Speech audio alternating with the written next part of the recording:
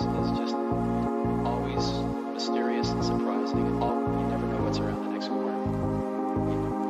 You never know what's around the next corner.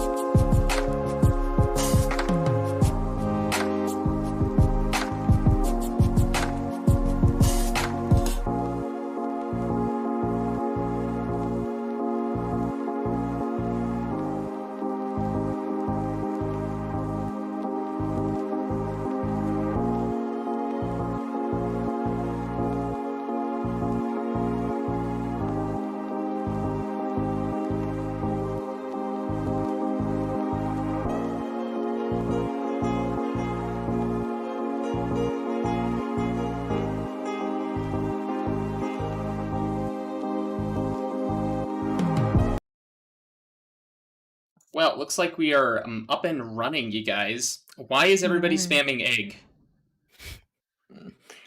It's egg o'clock. It's egg o'clock. Okay. Alright. Sure. Great start. Clocky, why? Why are you in on this? You're a mod, you should be stopping this. Now you've done it. Mm-hmm. Well, Egg intensifies. it really do be intensifying. Whoever put yeet in the middle there, come on. It's egg. Yeeting on 'em. Uh-oh. Egg. My fave. Or, you are my fave. Egg. Oh, I mean, you guys, bad shame. There we go, Clocky. Egg. Apple, egg. Egg. Oh my god. Don't worry. Egg. It's just Egg. a joke. Egg o'clock. Egg. I don't know why that one got me. That one got me. Egg. That is highly cursed. Yeah, losing control. Beta. Oh, I should have knocked first. Hi, Beta. How are you doing? Egg. Egg fur. Egg flake is furry. Ed. First live stream. Eggs. Egg. Beetle. Mythoprodora? Egg. Whoa. Oh, yeah. Gay. I can't keep up with it. Love you, Zillion. Why, thank you. Egg. But please Gay reconsider. But please reconsider your standards. Egg. Lego my ego. Hi, ChipFlake Pog. Giraffe. Legoshi egg sandwich. Beta Ada Loda. Cheese on a furry. Okay, so, dude, egg poggers, egg, where chip, femboy Drago, buy Skyrim, egg pog, Eggman. Why is Zillion giving eggs? I love you, Chip. I'm getting kind of hungry. I just ate, but I kind of want an egg. I've never had an egg sandwich. I've had a breakfast egg sandwich, and those Excuse are me? bomb. What? Never. What? Okay, so what is an egg sandwich? Because I'm genuinely confused what an egg sandwich is. Egg It's just bread with eggs on it. Sandwich. Why are you googling Well, it? I am googling it because I'll be frank. That looks appalling. It's just egg between sandwiches. I'm. Bread. I don't like this energy. I don't. It's like I don't know if it's warm. I don't know if it's cold. I don't Oh know. my god. Like what? You can have what? both. You can have either. That's the beauty of it. It's about to make a joke about how British people don't have any taste buds, but I feel like that's a bit uncalled for. Yeah. Because I live in the middle of like Midwestern America, and anything more flavorful than mayonnaise is considered spicy. Like, I'm not even joking. Like the McDonald's menu on like the West Coast, like when they say spicy, it's spicy. It's not Mexican spicy, but it's spicy. But you come out like to the middle of America, and it's just it's there's nothing. It's nothing. You taste nothing. It tastes like the color beige half the time. Okay. What's the color beige? I'm here now. Welcome, Ruby. Hi, Ruby. We're talking about food out here in Montana. Oh my God, you're right. It is so. I had to go to Missoula to help a friend move, and I was like, please, anything but like American food. I want Japanese. And this is Missoula, so it's not gonna be better. It's just gonna be like at least a little bit of option. I don't know. Yeah. So like Missoula is like the most liberal city in Montana, but I mean that can't save it from the fact that it's still in the middle of Montana. And it tries to it's like U of M is there. So it tries to be bougie. It tries to cater to all of these hipster college students. But they're also from Montana, and they all have no taste buds. Right. There's one ramen place in Missoula that's like actually really amazing, but it does cater in the way that there must be a stick of butter in every single bowl. Oh God, that's disgusting. No, it's actually amazing. That sounds pretty amazing. It's almost dessert because it's so rich, but it tastes amazing. I definitely need to sleep for like at least 36 hours after eating a bowl of it. That's wonderful. Also, everybody, chat, hello, and welcome to today's stream.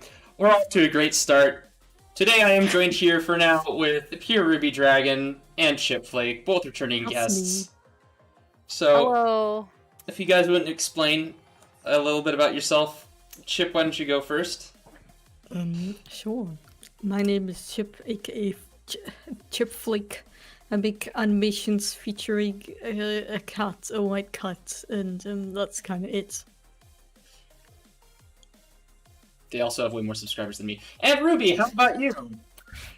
I also draw cats. Nice. That's Nice. very true. I know. I just went to ChipFlake's Twitter and I was like, oh god, their character's so cute. Okay, Chip, warrior cats, what's your opinion? Warrior cats? Yes. Yes, warrior. Oh, are we back on warrior cats? No. Let's let Chip speak. Back on Oh. warrior cats. Is this a regular thing here? Actually. Well, when Ruby's on, yes, but we need your I opinion. see. What do you think of them? I mean, I grew up with it, so... Okay, Blessed. cool. Blessed All right, angel. awesome. All right, this one's all right, Phil. This one's all Yeah. right. See, Ruby, I'll be quite frank. I kind of assumed that you were a little taken aback that I knew about warrior cats when you first streamed with me. I wasn't taken aback. I was like, yeah, okay, this guy gets it. Okay, cool. Because most people, have read at least books 1 through 3. Yeah, because those are the Guilty good Wars? ones. Everything after that is pretty. I read the lake stuff, and it just got weird. Oh, it's bad. Yeah, I'm Yeah, it's still like- reading it because I have to. Because I just have to know. The but- climax is just You're being weird. forced to with a The- knife. The Yeah, I am. climax. I really am being forced to with a knife. Yeah, the climax is odd, and I didn't. It peaked in books 1 through 3, basically. No, books 1 through 6, all of them are good. It's a Okay, complete, yeah. Like the first series is a complete story. It's a Yeah. full arc. I can go on and on about why books 1 through 6 are good and the rest are trash. Yeah, no, I can too. So here, this is my opinion on it, Ruby. Basically, books 1 through 6 have a main antagonist. Okay, minus Scorch. Books I mean, 1 that's through the coolest 6. part of Scourge is he kills our antagonist. The books 1 through 4 are building up to this incredible fight, and then Scourge just comes in and fucking knocks him out. That was a great twist. Nobody saw it coming. Yeah, but that's kind of the thing. Is we didn't see it coming. We didn't hear of this character before, and we didn't. I know Scourge is a fan favorite, but I just thought the uprightness of it it didn't really sit right with me because it was terrifying, but what were Scourge's motives? Why did he do that? We find out in consecutive books later, but we really don't understand his motives and kind of why he's there. No, see, And- I think you missed. I think you missed a pivotal point because there's one of the prologues, and some people didn't read the prologues. That was their fault. But one of the prologues, Tiger Star goes to Scourge, and he's like, "I need your army." And we find out that there are cats in Shadow Clan who are from Blood Clan, and that's how Tiger Star finds out about Blood Clan. So it definitely was built up. Huh. And Scourge kills Tiger Star because Tiger Star. The best part of the Scourge Tiger Star arc is that Tiger Star's own ambition did him in. If he had just settled with being leader of Shadow Clan, there's nothing Firestar could have done. But because he had to keep pushing, his own ambition ends him. Yeah. That to me, that was a great arc. And then now in book 6 we have this larger than life villain because Tiger Star we've built up to, we as the protagonist Firestar, Fireheart, know Tiger Star. We've seen him in and out. We know his weaknesses. But now there's this new villain who just took out Tiger Star, who Fireheart is afraid of. That dude is terrifying. And now we have to go fight him. He kills Firestar. Yeah, one thing that I would have liked though is because you know the term know your enemy. It would have been cool to see Firestar kind of figure out that Scourge is basically him. Almost No. a reflection of him, in the sense of coming No, I see a lot of people make that comparison, and the authors kind of even said that too, because technically they're brothers, they have the same dad. But I don't agree that they're ever close, because Firestar is just this like benevolent good in the universe. There was no way he would ever become someone like Scourge. If anything, Cloudtail is Firestar's parallel, because Cloudtail joined the clans just like Firestar did, type of thing. And he, instead of like having this innate sense of good and justice like Firestar does, Cloudtail became kind of lazy and needed his ass kicked a little bit. Wait, when did Cloudtail get introduced? Cloudtail is introduced because Fireheart can't stop talking to his sister, Princess, in the Two-Leg Kitty place, and then she gives Fireheart her biggest son, which is Cloudkit. I know, she gives him her biggest son. She's like, this is my largest child, who I think would. I don't remember. I need to reread these books because I don't remember that. Fuck, yeah. Did I like skip a book? And this is when Greystripe is gone, because Greystripe is in RiverClan, so Fireheart feels alone. So he takes Cloudkit back to the clans, and everybody's like, Fireheart, you dumbass. So he in Goldenflower raises Cloudkit, and Goldenflower is also Bramblepaw's mom. So when Goldenflower is like, Fireheart, fuck off, Fireheart kind of has to listen to her. No, Brindleface raises Cloudkit, and she dies at Tigerstar's hands. Yeah. Yeah, I don't remember this. ChipFlake, I am here with the Warrior Cats fun facts and knowledge about everything. Like, this is like, I'm just like, fuck, this is more complex than Game of Thrones. How the hell did I not remember this? Shit. I didn't look this deeply into it as a kid. It's like, things heating up in the Warrior Cats fandom. Seriously. I want to make videos on why I think the books are terrible. Oh no. Good luck with that. Thank you. Okay, but like, did you see like the fan art of them like being made as chickens instead? Oh my god, so good. Because that makes a lot more sense than cats, honestly, because cats are more like solitary predators, whereas chickens. Wild. House cats totally clan up. They're even called clans. Wow. Yeah. But I still like the chicken idea. Oh, the chicken idea is pure. I absolutely need that. I've also seen it as rats, like rat clans. Yeah, like Fire rat. The chickens make way more sense though, especially like with the different breeds that you can get. Oh yeah, there's over 100 different chicken breeds. I think it's more than what is actually like. There's like I'm gonna Google it. How? Yeah. Many chicken breeds. National NPA total chicken. Did you even start drawing yet? What? Did you even start drawing yet? No, I didn't. Talking about chickens we are. Oh, it's the APA, American Poultry Association Total Chicken Account. Let's see. Are you on Twitch or are you on YouTube? I am on the American Poultry Association's homepage, and I want to see like what all registered chickens under the American Poultry Association is, because APA Standard of Perfection chicken count.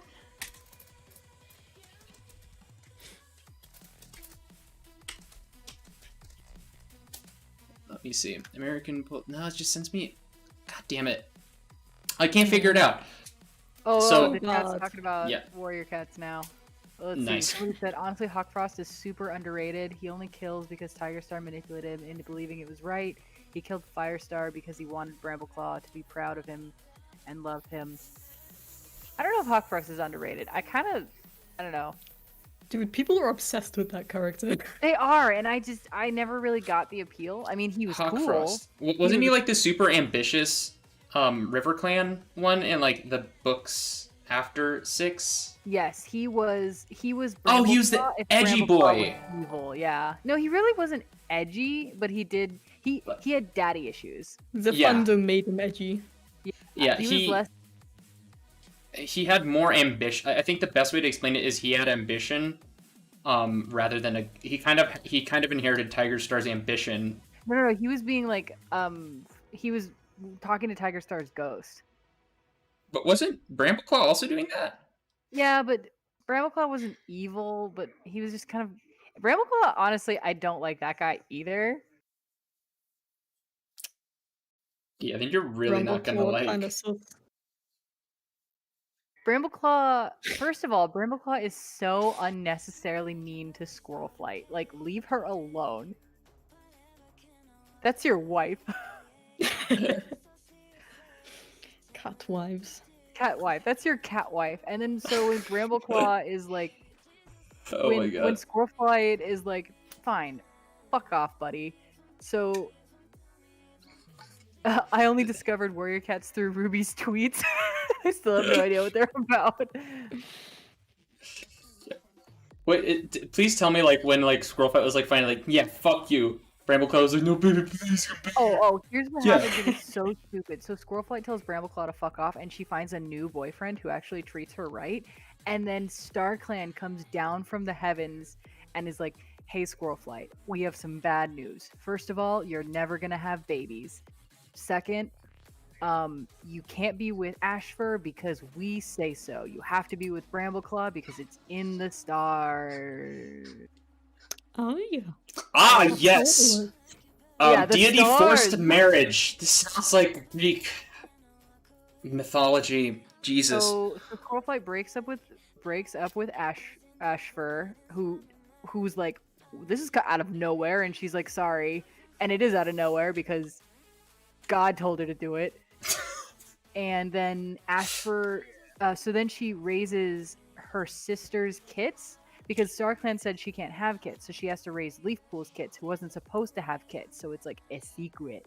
And then Ashfur tries to murder them in front of her to get revenge, and she's like, they're actually not my kids.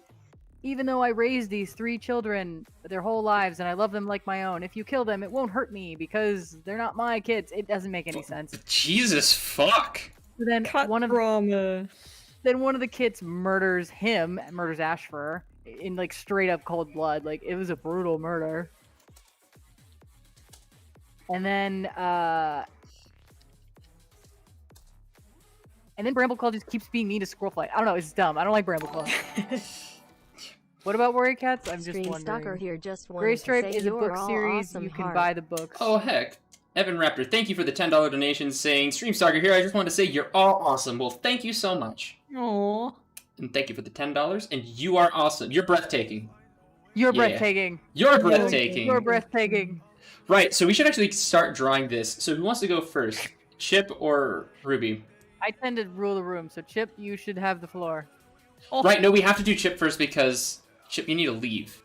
Yeah, I'm Alright. gonna go in like half an hour because it's freaking 3:30 in the morning. Oh, for shit, me. we just spent like... Where do you live, Chip? I live in Germany. Fuck, we just spent half an hour talking about Warrior Cats. Literally half an hour. Alright. So that's why when I said, "Ooh, we talked about Warrior Cats," Zill immediately tried to quiet me down because do not get me fucking started on this topic. Anyways, so, Chip, do you want to send your... It's Ryan, right? Like, send the ref of Ryan over? I don't know if I have it on my computer. I can try to find the old one. If that's okay. I bet if I haven't Google- updated it since then, so it's probably fine. Cool. Or you Except- can do except- Chip if you really want to. But I want to do Ryan, because Ryan's... Yeah. I mean, in the ref you sent me, they're named Alex still, but... Ooh, it's gonna be fun to do the main with the things. Oh I'm yes, just the things. Yeah, I'm just spectacular with words. I have a way with words that no one else has. It's like anything that comes out of my Absolutely. mouth is pure butter. If Mm. Well, not less butter and more spoiled milk. That nice self roast there. Yeah. All right. So let's see. a So we gentle got. roast. So Alex is a he. They. Let's take a look at kind of what type of vibe do Alex be having? Big eyebrows. Baby Oh, yeah. got back. Eyelids are white. Big teeth. Okay, so pretty much just basic werewolf. I like this. Yeah, So we should have big fun old with this. chompers. big old chompers. So I'm gonna look up like a werewolf as well, because I feel like that's gonna be important for this. Werewolf. And let's see what we get, because we're probably gonna get like the Skyrim yada da da stuff.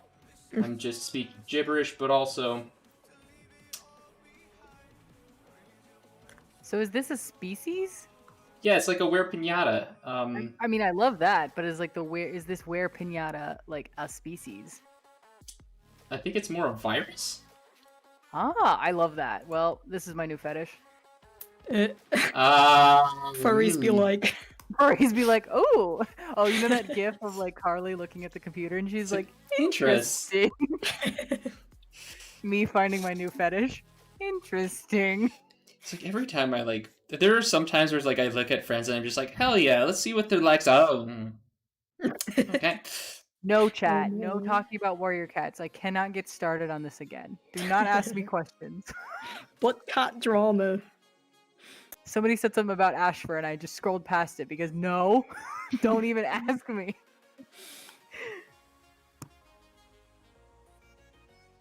Does Zillon post these streams after? Yeah, they're like in a hidden playlist. So go to like my playlist tabs and you should be able to find it. Ooh, secret playlist. Hello Zillon, this is my it's the second Ruby here. I hope you're having a wonderful night and I love your amazing vids. Can you please give me some advice on creating a new furry species? Mash animals together. Also, learning actual animal morphology can help you determine kind of what traits you want in an animal and kind of how to meld them together. Oh, go ahead. You finish. Yeah, because basically when you're creating an animal, you are taking physically what you know about current biology and kind of morphing it into a new species. Is the best way to explain it. And then making it... for EVR. Good advice I got was actually from that show Ink Master with the tattoo artists. But one of the guys was really good at creating these monster tattoos, and he said, if when you're adding something, like think about how that actually would benefit the animal or not, because it's like, you know, like we look at these piñata guys, these big hunking arms and those big teeth. It's obviously some big predator, dude. Those colorful colors that could be to draw prey in, you know what I mean? Like it's try and make it make sense, even if it just makes sense to you. That'll help flesh it out. Or just do what you want, like. Yeah, like, fuck it. My species is a cat. It can breathe underwater, but it looks like a regular cat. Ah, yeah. Yes, Vaporeon. Ah, yes, Vaporeon.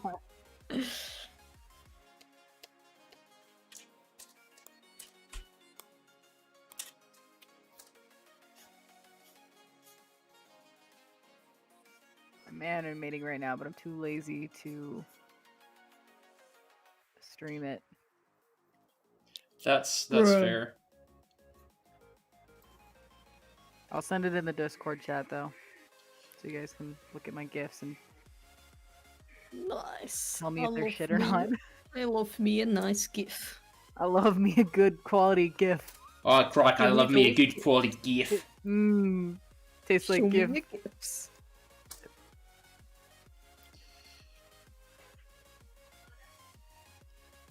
How long have you been drawing in general? I don't like to answer that question. Just know that you can get to this skill level. That's a good answer. That is a good answer. That's one that I actually answered in my Q&A. But look at this long-armed... I crave cheddar, father. I crave the cheddar. Question. If someone tells you to hush and the other person tells you you're annoying, coming from a couple, which side is more rude? I mean, you're both being rude, period. Yeah, they both suck. Yeah. Yeah, they're both being... I mean, so let's be frank. If you're being told you're annoying, then all parties are probably somewhat rude. You can't stop someone else from being rude, but don't like internalize that shit and kind of just assume it's like, yeah, well, they're just being fucking assholes. If somebody tells you you're annoying, that's them being honest. you're probably annoying. And There's that's quotes that say coming from a couple. So let's say it's a couple that's acting this way. The best thing to do would be to speak to them how you want to be spoken to. But like if they say hush, you'd be like, just give me a minute to finish my thoughts, sweetie, and then I'll let you go. Like, if you raise the standard on kindness and civility, then they'll either meet you halfway or make themselves look like an ass in the process. Yeah, that is also true. Hey Zillon, you're Relationship a advice. cameo in my reanimated scene for Raymond TV. Check out the collab later. Huh? Victor Anthony, word I can't read. Hey Zillon Ross, you're a cameo in a reanimated scene from Raymond TV I reanimated. Check out my collab later. Tweet it at him, Yeah. then he can find it. Tweet to Rooney. Look All at those big bappers. I love big arms. So Nice. good. He's a chunky boy. Yeah. What kind of candy are you like? What kind of candy is inside of him? Probably like something British, because obvious reasons. Something. Well, what's a British candy? Teach us, My- us American. My favorite British candy, or we call them sweets, is called chocolate orange. Terry's chocolate orange in it. Oh, are those the That's little it. oranges? Like they have the slices? Yeah, it's like orange shaped chocolate and it tastes like orange and it's I I love want those that. I things. want that right now. I will rip your arm off and eat. Sorry, it's because like the Were-piñatas like have a candy that comes out of them. So that's like It has to be the Okay, orange, the Zillion. chocolate oranges. I'm sorry. I like citrus a lot. Just so you have like reference for why I said that. Hold on, I have to show you what, because I've had that orange before, and every single English person I talk to says that this is their favorite candy, is that stupid orange, and it truly is an amazing candy. Those stupid oranges. It is. It's stupid. The only reason it's stupid is because I don't have access to it when I need it. We'll give Also, you you don't really use the word candy? sweets. Only in like really rare circumstances. Most British people say sweets. Is that is that a British thing or is that a regional thing in Britain? I think it's the whole country. Oh wow. I've never really met a British person who says candy, except in like a jokey way. Did you hear how he said that? Or I did. Oh, I I'm not did. sure. Candy. Candy? Well, fine. Don't worry, because Americans hate Americans. Yeah, especially right now. Yeah. It's like, everybody's like, haha, I hate American. It's like, joke's on you. We hate ourselves too. So there's actually a trend right now on TikTok that I am all about, and it's you know how like millennials have been making fun of boomers and like, okay, boomer, and boomers get really offended. What's Well, the new one? Well, a trend started on TikTok where Gen Z was making fun of millennials, but the best part about it is millennials were like, "Oh, dude, that's so us." Like they're just about it. Like, "Oh, look at these kids. They get it. We're trash." I do like that. Oh yeah, no, it's amazing. It's amazing to watch. I'm like not even from like Gen Z or like shoot. It's like that weird middle area Mm-hmm. where I'm just like I mean, nothing. you're either Gen Z or you're a millennial. Nope. There's like this weird middle spot where there's nothing. Not even joking. I'm gonna need source on that. I don't know. Well, I don't want to tell my age on stream, so I'm not gonna okay. hear. I'm a millennial. Let's go with that. Sure. Okay, we'll go with that. I'm a millennial. Okay. Dial-up noise. Yeah. AOL dial-up internet was the shit. Yeah, I totally lived with that. Tell me all about your Harry Potter house. I'm guessing this piñata has Mars bars and Cadbury chocolate in it. No, because isn't it? It's these. Yeah. Yeah, we already specified. Oh, you have a picture? I need to see this. Yeah. Here's the picture. Where? Look at how amazing they are. Where is it? Where is it? I don't see it. Calm down. There it is. Okay, cool. I want that. I know, and they now. taste I want really that. good. Chip, can you send some of these over to me? I can't because we can't get them in Germany either. Oh, right. Or we can, but only inexpensive. Chip, specify. It's specifically this brand. Like, this is the one. Hold on. Yeah. It's gotta be the... Because this brand only makes these chocolates, which is probably why they're so good. Well, there's knockoff ones now, but it's not the same. It's not Disgusting. I've never tried a knockoff chocolate orange that actually tastes good. No, they're all gross. And anybody who's like, I don't like the chocolate oranges, I'm like, did you have the real one? Because if you didn't, then you don't know. Exactly. Like, look at this person just being like, it's okay, you can make that at home. No, you can't. No, you can't. You can't. Disgusting. Disgusting. Oh, God, with the accent, that's like, Disgusting. Disgusting. I love it. Ooh, this is looking good. Yeah. Alright, and then we gotta like have like that mane that goes like all the way up the back. Like Hell that. yeah. And then we got that big brow energy. Absolutely. I'm probably gonna make that jawline a little bit bigger to like give you some heckin' teeth. Chad, if you have a Big question, preface chompers. it with questions so I can find it easier. Is that how you say that? Preference? Like, put question first. Isn't that word mean? Isn't it preface or preface? Yeah, I said preface, right? Didn't I? Preface. Preference means something Now else. the real question. Yeah, would they come preference out in means balls or something that is slices? preferred. Would they come out as balls or slices? They would come out as slices. Did you not? What? Did you not see? Oh, when you cut when we beat Ryan to death and like the candy comes out, like would it come out in like balls or slices? Well, if To they're death? if they're wrapped in foil, and it looks like from the image the candy is wrapped, so these would be wrapped in foil, so they would come out as balls. No, the flesh on the inside is like the orange wrapping, and then there's like little slices of chocolate inside. Yeah, I'm for that. Yeah, like just below your piñata paper is foil. Yeah, exactly. Wait, Ruby's here. This means we can talk about Warrior Cats. No! You guys! No. You guys don't... Oh, someone said, question, how is your day? It's been good actually.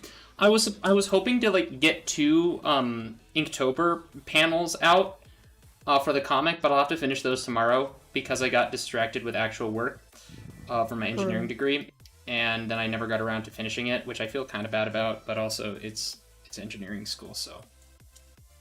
Question, would a raw egg taste better with a chocolate shell? Yes, it would. Anything tastes better with chocolate. Except That for is dark. not true. No. But I would totally eat a raw egg with chocolate, because like egg and chocolate actually go best together. Someone said River Clan is the best clan. Yes, it is. Don't get me started. Don't talk about Warrior Cats. We don't want to open that Pandora's box. No spoilers on Warrior Cats, please, since I've never read it. Okay, see, that's a way to tame me in because I don't want to spoil it for somebody. Another question: how much sawdust can you put in a Rice Krispie treat before people notice? 50%. And I watched that episode of William Osmond also. So. Oh yeah, I forgot about that video. I was like, what's that concept? Sounds so familiar. Right? Everyone's like, why do I know the answer to this? Someone said, and we're back on Warrior Cat stream. No, we aren't. Get out of here. See, Zill, it's not my fault. It's your fans are trying to get me started, and I can't control myself.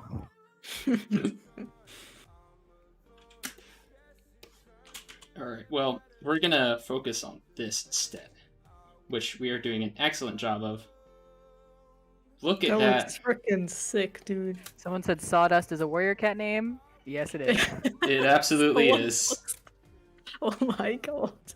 It is though. It is a warrior cat's name. That would be a Warrior Cat's What? name. Sawdust. Smoke weed or Gold Digger. Garfield person- would be a Warrior Cat's name. Garfield. That's almost as bad as Billy. My favorite Billy Warrior Cats Stone. OC is Chicken Wing. Oh, what was another one? Oh, someone said Barb B would be a Warrior Cat's name, and it totally would be like a Barb, and then Yeah. a B. Someone said, "Question: What's your Hogwarts house? Ravenclaw, Gryffindor, Magic Nazis, or useless?" Magic Nazis.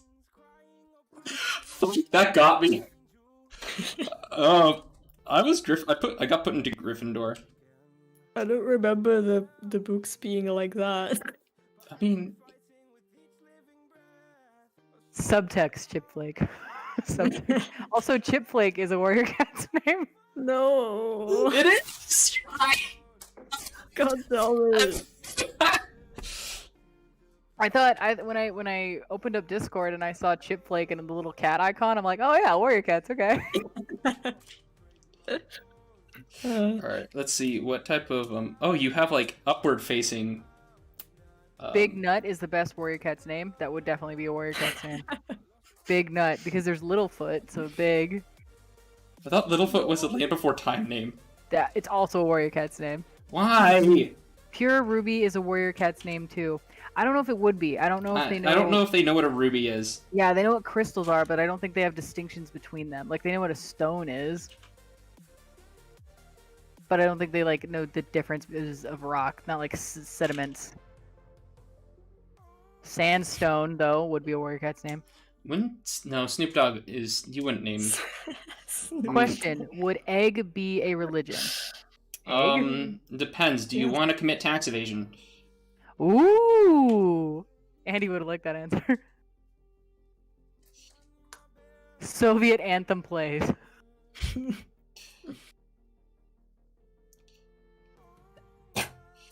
Warrior Cat's name, like I can like we can't talk about Warrior Cats because I need to focus on drawing. But like talking about Warrior Cats names, I'm down with that shit because that's genuinely funny. Just the amount of random, just like BS that you can come up with. It's so good too because there's a point where the book stopped caring about their names. There's a character named Fidget Paw, and everybody was like, "Fidget Spin, Fidget Spin." But no, they named him Fidget Flake instead, and we're all pissed. No. Fidget what? Fidget Flake. Oh, see, a ChipFlake. That could totally be a name. That's what I'm saying. Chip Flake is a real Warrior Cat's name. No. Quietly in the distance. No. Don't do this to me. You did it to yourself. God damn it. Question: Why all or almost game protagonists? What? Yes. Why all or almost game protagonists? I don't know what the question is. Rephrase your question, please. Please. Why they don't talk? Like, oh, what? Why they don't talk? Yeah, the second half of the question is like a few messages down. Oh, well, you see, that's Well, it very just says simple. Don't talk. Why game protagonists? Why all or almost game protagonists don't talk? Oh, okay. Yeah, that's took me a simple. second. Pieced it together. Well, that's simple because you're supposed to basically embody yourself into the character. Oh shit! Did I just put something somewhere where it's not supposed to go? Okay. Well, basically, you're supposed to imprint on the character, so the character's basically supposed to be you. So by basically having the character not talk, you're able to yourself associate with that character more as yourself rather than as some character you're playing. Yeah, absolutely. Sorry, that wasn't the answer you're looking for, but you know what? Question: Have you ever been to Spain? I have not. Same. Same. No, That was I'm not boring. sorry. Yeah, Yeah, lively sorry. group here. I have Warrior Cats on my shelf, but I haven't read it yet. There's many books, Warrior Cats books I haven't read yet. I have to do Audible though, because I just can't pay attention.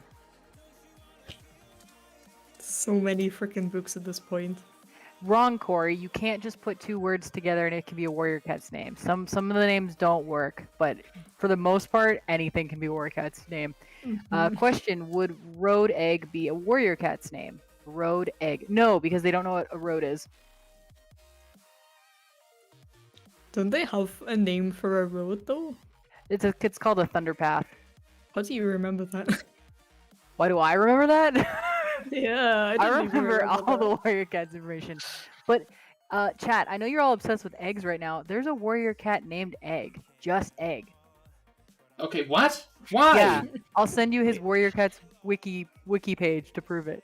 When he becomes a warrior, he's gonna be called Egg Sandwich. Oh please no, see No. he's a warrior and his name is Just Egg.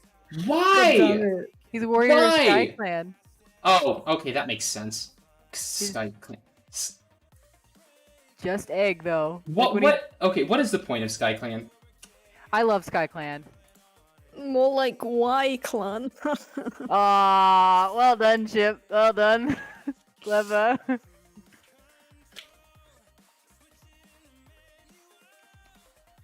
But like, yeah, no, like, what was the point? Like, it's Sky Clan is like the kitty pets trying to be like warriors, right? Not exactly, but pretty close. The Sky Clan has these things called daylight warriors, where yeah, they're kitty pets that like live in their houses at night, but they come and like hunt and fight for the clan during the day. I'm So pretty they're sure Sky Clan is just a way for you to self-insert your warrior cat's OC and also pretend that your house cat is a warrior. But please, PSA, please keep your cats indoors. Mhm. Yeah. Question: why he says so thick, man? You gotta explain to use why so thick. Come on, we need answers. Okay. I think I just had a stroke. I'll read it again. Chip, I have dyslexia too, so sometimes I don't read things right. Why is he so thick, man? You gotta explain to use why he's so thick. Come on, we need answers. Again, still, like, I'm still in stroke. I'm still like on the verge of an aneurysm from that. Question: burger or steak sandwich? Oh, burger. It's burger. Burger or steak sandwich? Burger, obviously. Burger. If you're gonna make a steak, why would you put it between bread? Mm. Use Good the point. bread to soak up the steak juices after, but don't. You're wasting your steak. This is just my opinion. It's okay because your opinion is right. Thank you. I thank you. Yes, it is.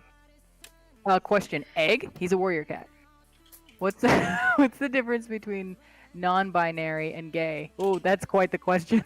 That well, I kind of feel like One's a What? gender identity and one's yeah, a and sexual one's a, identity. yeah, it's like, are you asking the difference between a piñata and a wind turbine? Right, exactly. Like, So one's a gender identity, one is a sexual identity. Moving on. Yeah. Question: why is he so thick? Oh, it happened again. okay, why is he so thick? Why is he so Because thick? because he's a werewolf. So Well, he's full of candy. That's why. yeah, Yeah, Thick. freaking all the pinatas have been thick so far. yeah. Well, why Clocky would has you want been a my thin pinata? yeah. Clocky is. I'm sorry, Clocky is like my favorite Were-piñata that I've drawn so far. I'm not sure if I either of you haven't. saw. You have to see. I need to see that. I don't know. I haven't. Freaking all of the Were-piñatas have come out amazing so far. Yeah, so this is Tech, and then Clocky is the one who has two Kit Kats in both hands with bite marks out of them. I like the knife. That's so cool. Oh my god, yeah, that's great. I love the grin. Did you see the Kit Kats? Yeah. It's just fucking chaotic. Ate it the wrong way. Disgusting. Disgusting. Disgusting. Okay, let's be completely honest. We have all done it. We all eat Kit Kats the wrong way in public just to piss people off. I have never done that. I am not an agent of chaos. I'm a good follower of StarClan. Only on your stream am I an agent of chaos. Well, that's kind of, I mean, what? You don't need two agents of chaos in your house. Zax already takes up literally 110% of that chaos. That is so true. He certainly does. Zax is my dog for context. Yeah. That makes a lot more sense. Yep. Question: did someone say warrior cats? No, no one said warrior cats. No. Nobody has ever mentioned warrior cats in this entire stream. Another question: is warrior cats a warrior cat name? Oh.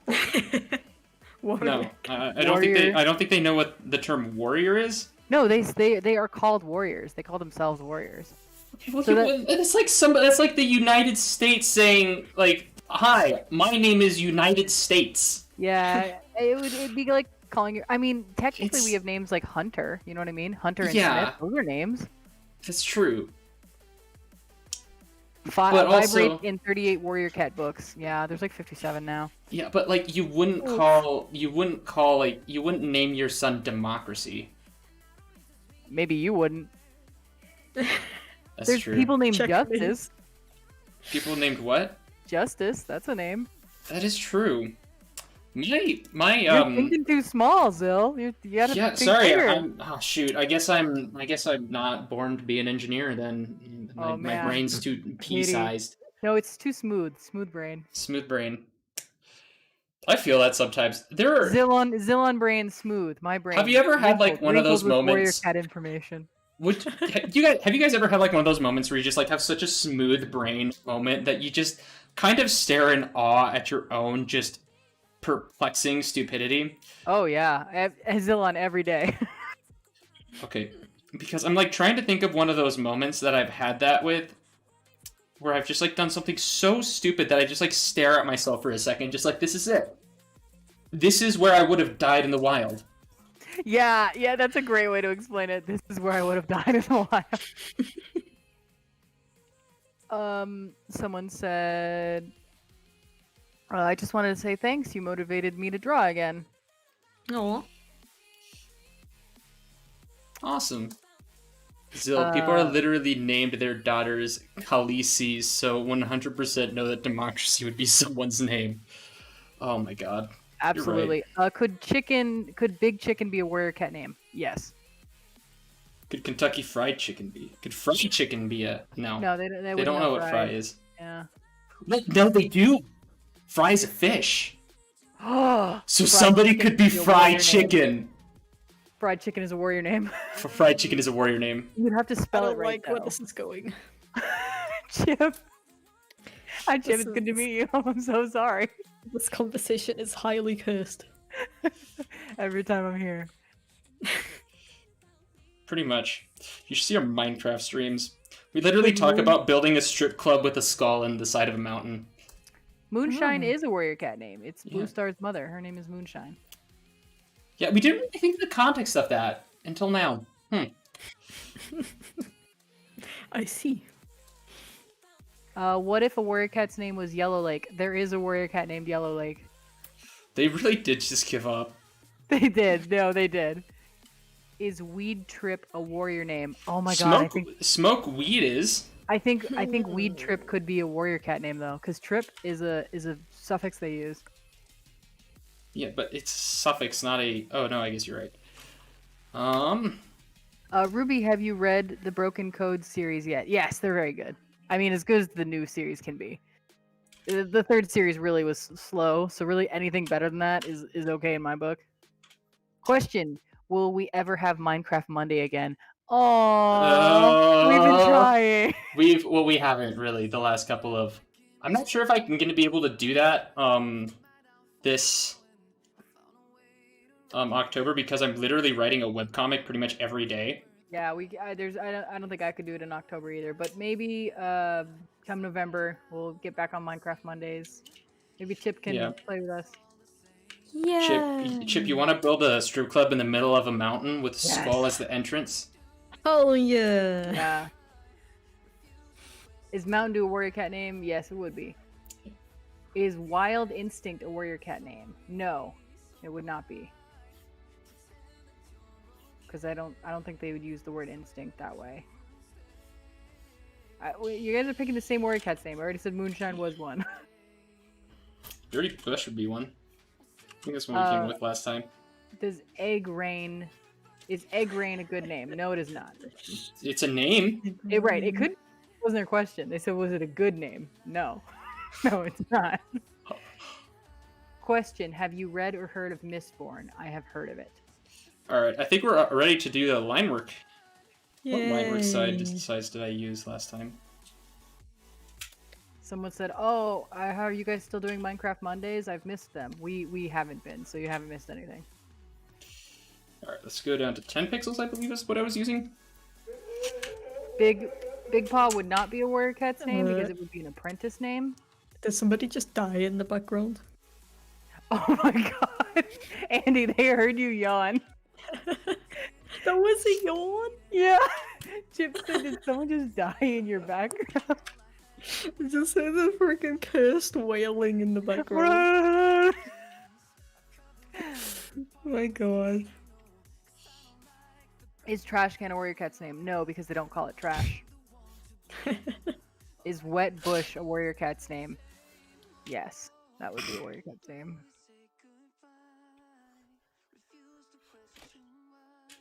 Would B stars be a warrior cat's name? No, because they don't use stars. They would say star, and that would be a leader name. But B star could be a leader name.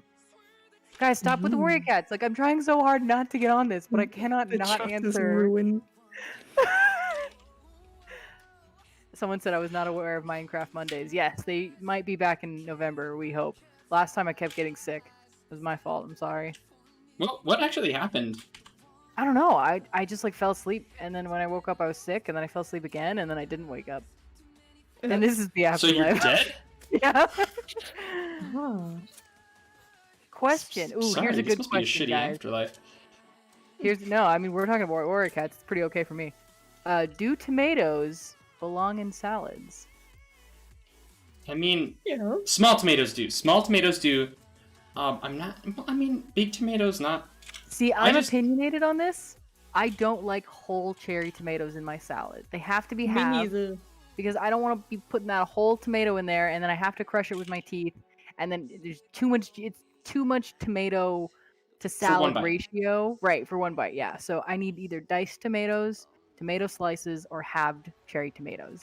Yes. Yeah, but like full tomato slices do not belong in a salad. Yes, they Yeah, do. same. Like a full tomato slice. How do I eat that? Yeah. I want it You diced. munch on it. No. Yes. Look at the Germans are weird, man. Put it in your mouth and go nom nom, and then it's. Oh my god. You did it. Congratulations. Quote of the century. Oh, don't say that out of context. Someone asked, remember when we weren't going to talk about warrior cats? I sure do. Would Applebee's be a warrior cat name? Yes, it would be. Yes, And it would. stop.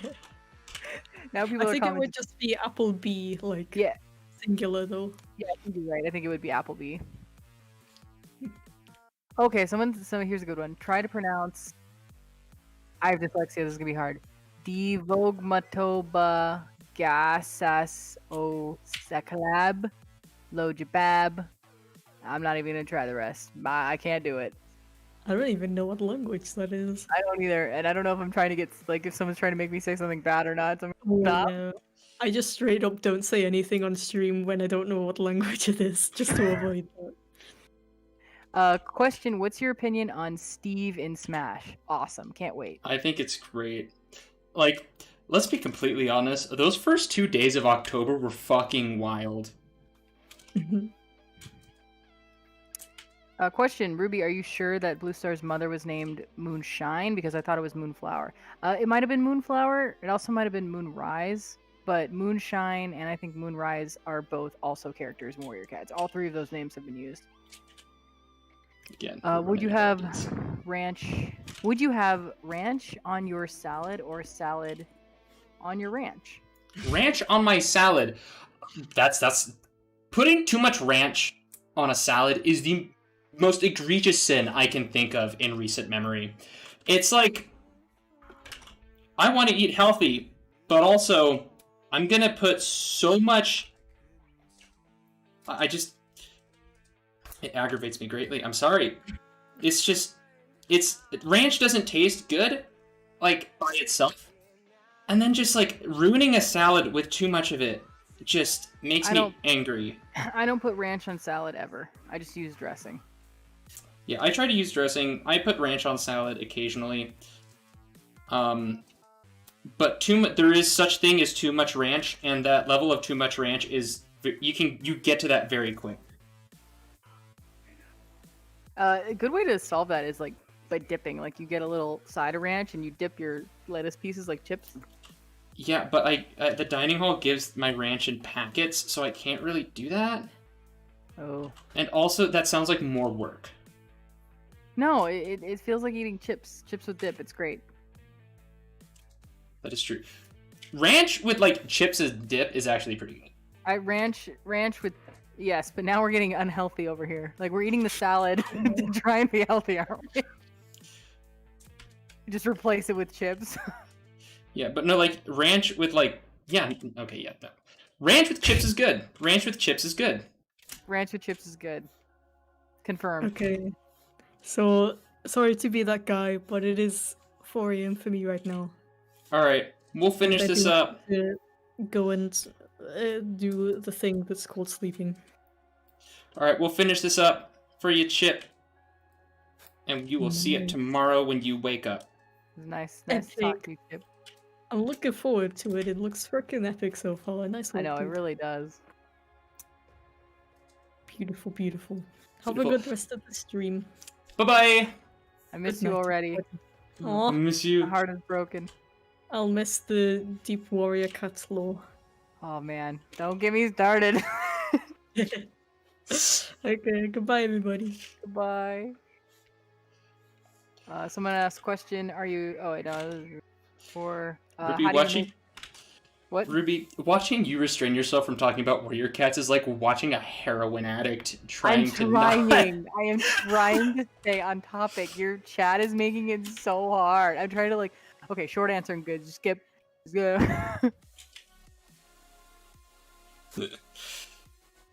Everyone's saying goodnight, Chip. Yeah. Wonder if Dingy's gonna get on soon. It looks like it's just you and me, Ruby. Looks like it. They're responding on Discord, so maybe they just can't get on voice yet. Alright. What are they saying? Can we get an F in the chat for all the non-Warrior Cats topics? I don't like that. Would Hot Chip be a Warrior Cat's name? I don't think so, because I don't think they would use hot that way. Smoking Chip, maybe. Yeah, Smoke Chip, maybe. Or Chip Smoke. What species is your fursona? Mine's a cat or a dog creature. Yeah, it kind of depends on the day. Mine is a skunk coyote hybrid thing. It's just a species salad. That's what fall out of my piñata is just a salad, and I'd be disappointing. Oh my god, I love that. A salad. And there's like a bottle of ranch that just like tunks out at the end. Yeah, just like get fucked. But it can't be, you can't have it in the salad because then it would ruin, like, there would be too much ranch for salad. So just the bottle is just shoved in there. Yeah, it's just like figure it out yourself, you fucks. Exactly, yeah.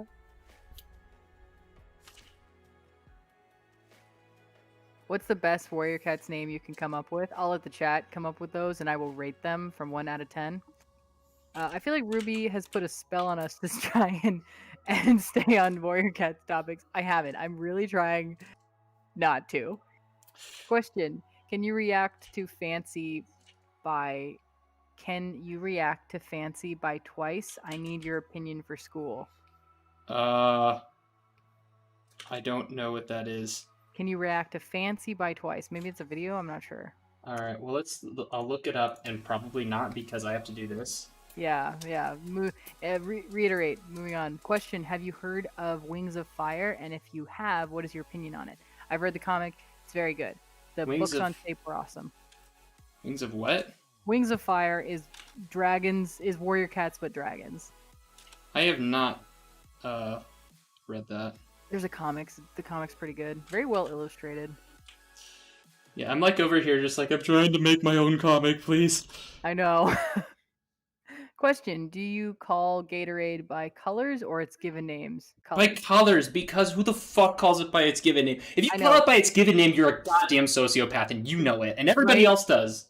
Right? Who's like, hey, can you hand me a fruit punch Gatorade? A what? Fuck. You mean a- You mean a red? Gatorade? What the fuck's wrong with you? Get away from me, Jesus. Yeah, ew, disgusting. Oh, okay, well here's a question. Do you call it yellow Gatorade or green Gatorade? I think I call it green. I call it green Gatorade. I think I call it yellow Gatorade. Because like no, there's like there is like an actual yellow Gatorade, and then there's a really light piss green one. Well, I mean, it's piss yellow or piss green. It's just kind of like... I always like call them the same, like because I never see them together.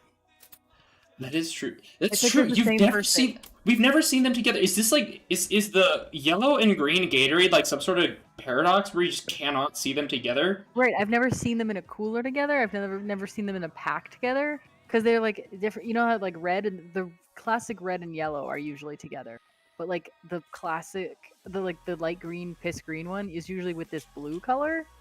Yeah, it's... What the fuck? That's some Mandela effect shit right there. Yeah, I'm tripping out here, you guys. You're scaring me. What are all of stream guests, including Zillon, idea of the perfect salad build? Caesar salad. Oh, Caesar salad is pretty good. Just a Caesar salad. It's Like, you and I are fat fucks. We think the Caesar's the best salad. it's a good one. It's just like you got the croutons, you got the dressing, and it's kind of it.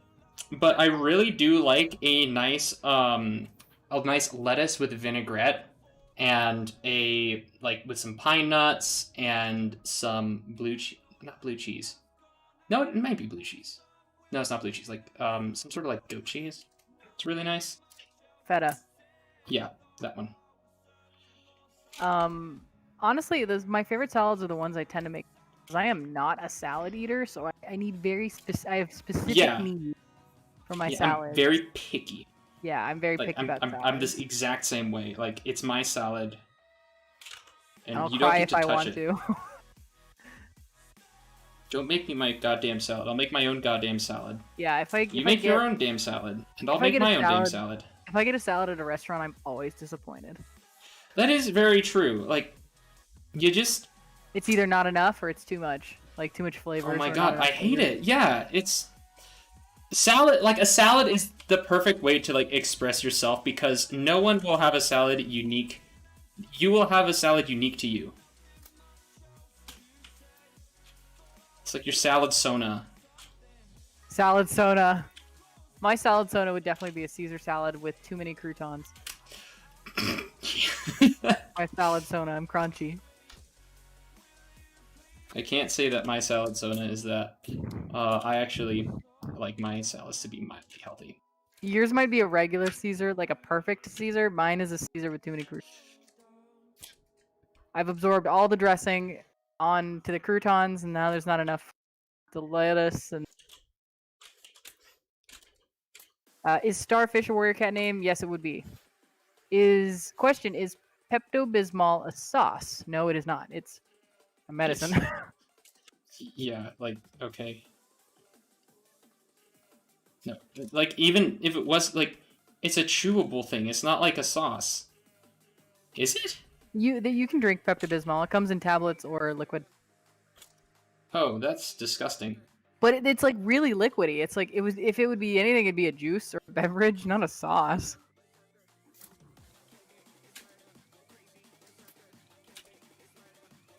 Question: how much candy can take from? Please take one bowl before it becomes a problem. Oh my god, if that bowl says please take one, you take one. We live in a society, you bastard. You take one from the take one bowl. Yeah, I should honestly like dress up as like I don't know, Buffalo Bill or something, like, and watch kids come up to my door with the please take one sign. Or I could like have it on a table and I have like a mirror on the table where I can see through it and my hand is like inside the bowl as well. And if people like take more than one, I can just like make the hand go out and just like point at them, only take one. Yeah, you take one if it says take one. I'm leaving out mini hand sanitizers. Is that Please actually take happening? one. Halloween, yeah, it is here. Not happy about it.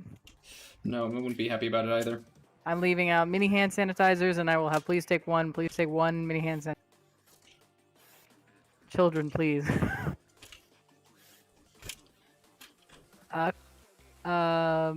Maybe an unpopular opinion, but Wings of Fire is better. It's not better, sorry. Question: I teleported the bread. Okay. Neat. Yeah. Guys, Steve is officially in Smash. I know, and I'm pretty excited.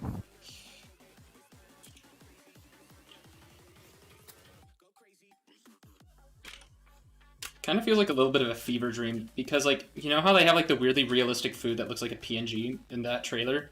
Like, what were they thinking with that? Like, is that just like a placeholder or something, or are they actually having like shitty PNGs of food in place in the actual game? Because it kind of feels like they're cheaping out. In the game? What? Yeah. Never mind. I don't know. I don't know anything about Steven Smash yet, except that he's in there. Like, I don't know how to play him or anything. Yeah. We'll see. We will see. I hope that I hope when like, you know how you can eat food to heal you in Smash? I hope that they add some Minecraft food. I hope so too. Like, you see a Minecraft roasted pork next to like a realistic steak. That'll be so funny.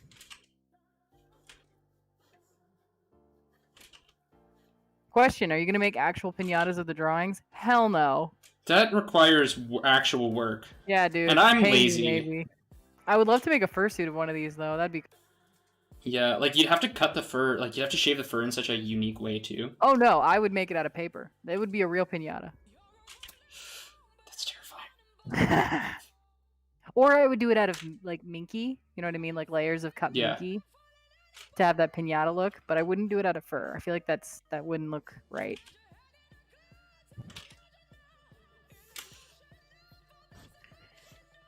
A bunch of F's in the chat from when we are sacrificing to Star Clan.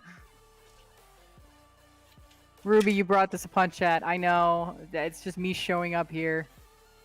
Question, have you read Seekers or Survivor Dogs? I haven't read either of them, and I've heard they're both terrible, but I haven't read them, so I don't know. And for context, Zillon, Seekers is warrior cats, but they're bears, and Survivors is warrior cats, but they're dogs. Yeah. They're all written by the same lady. Well, it's a group of ladies, right? It's like 14, yeah. Yeah. Well, ladies and men. They're written by people. It's a conglomerate. It's Yep. a bureaucratic process. Disgusting. They don't even know the names of some of their characters. Anyway, don't get me started. Did the fan fiction writers just feel like, wait, I can write this better?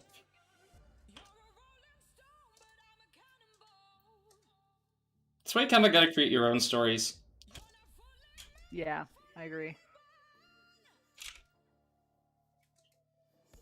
Like, that's why I like writing webcomics. Because I was never, like, much of a reader, but when it comes to, like, being able to create visual novels and read visual novels, I've always loved them. Me too. I'm so, like, I really get into comics. Zill, have you read, oh, god damn it. Andy, what's the comic that I like with Batman, but it's not? Injustice. Thank you, Andy. Have you I read have it? not. Injustice is so good. You'll really like it. You'll be sucked in chapter 1. I like write my own comics because, like, it's just weird. Like, for me, like, reading is fine, but I always kind of come with my own worlds, and I finally have, like, enough brain power to make them not cringy and shitty. So I kind of do that now.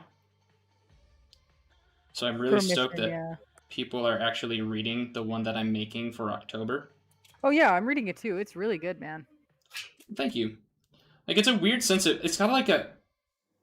The one thing I can describe about it is that it's got a very me sense of humor about it. And it's kind of weird. Like, you read it in context and it kind of makes sense. Like, how I got there. But also, it's just... It's got a style to it, and I like that. Yeah, it's good. Question, are you pronouncing Zill's name wrong on purpose, or can you just not control that? I can't control that. I've asked him many times, and I've warned him I will never get it right. Zillion. Andy's behind me telling me how to say it right. He's like, it's Zillion. Zillion. Yeah, but you pronounce it wrong because it's easier. And I that's don't okay. know. I just say it because it just gets stuck with me. It's okay. I like it. Zillion. Okay. I'm glad. You don't need to fix. I won't. You don't need to fix it. You It's don't need to perfect. change, Ruby. Ruby never changed. Oh, someone said, "Yo, Injustice is so good." Hell yeah. It was one of the comics that I read. I need to catch up on. I like read webcomics back in like high school and then stopped because I wanted to like binge them all at once. And now I'm gonna get out of college and then I'm just gonna like binge them all when I get back home. What was the one that... Chad, if I miss your question, I didn't miss it on purpose. Just ask again and I'll find it again. I am not skipping them on purpose. So if I skipped it, just ask again and I'll find it. Zill on Ruby. What does that mean?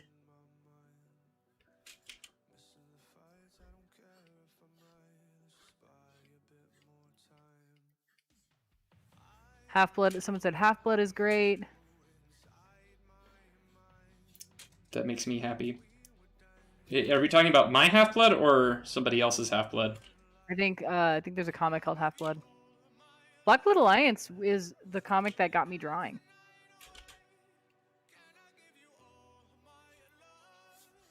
Because Half-Blood is the name of the comic that I'm writing too. Oh, nice. Zill's comic is on Twitter right now. If you guys. It's also on Webtoon. Oh, it's also on Webtoon.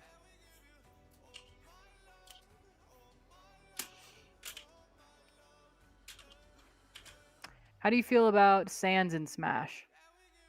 I mean, he's not really in Smash. Unpopular opinion. Just kind of half-added him in. I think it's cool that an indie game is in Smash. That is true, though. That's pretty cool. Do you play any games? And if so, what's your favorite? I really like Among Us right now. Yeah, I've been playing Among Us too. And the reason I like it so much, we need to. I know we tried that one time. We need to do that again. The reason I like Among Us is because it's kind of like one of those games that you can play with friends, and it actually creates a larger bonding experience. Yeah. Through basically backstabbing your friends, and you just kind of like learn to trust them more, which is kind of a weird dynamic, especially for a game where you're meant to backstab. I'm in your chat, and I'm like, "Hey guys, Among Us," and nobody responded. I'm just like, "Okay."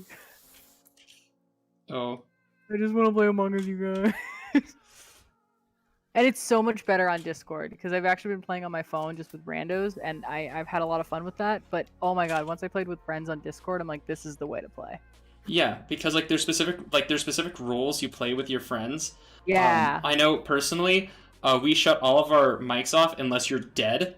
And then you can just like talk with other dead people in the background and like say, "Look at these fucking idiots." Yeah.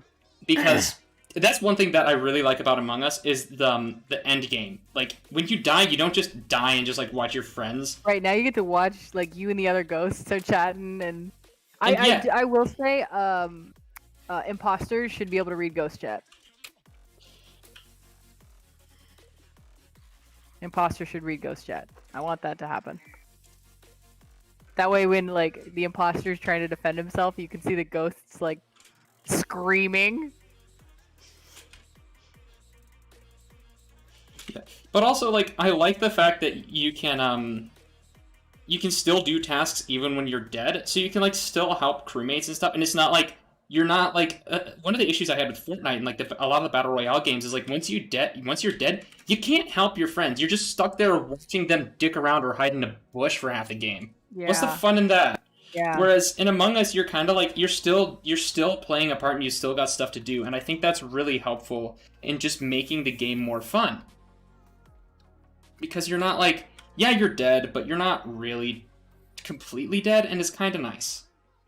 Question for Zill: can you pick a species for me to draw? I don't know what to draw right now. Ooh, see, I could actually make you who asked that? Quibble the coyote. Lobster. Quibbilly? Draw Lobster. a lobster. Good one. I say that because everybody here knows how to draw canines and stuff. But it's time for you to step out of your comfort zone. Oh, Zill, have you ever played the shrimp game? I have not.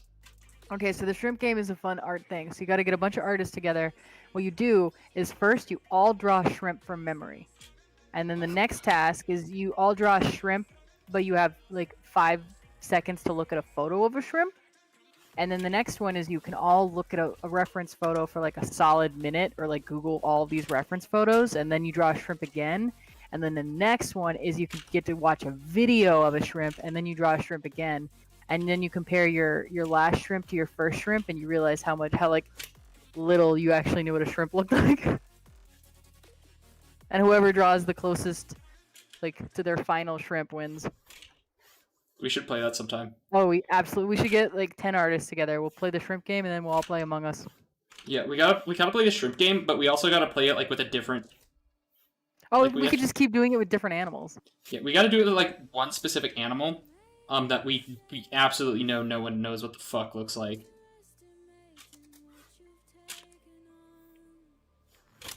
Question: if you were able to choose any game character in the world to add to Smash, who would it be? I was gonna say Persona 5, but then I realized he's already in there, and they kind of did a shit job adding him. So I would add Persona 5, but I would change how to play him. I don't play Smash, so I wouldn't care.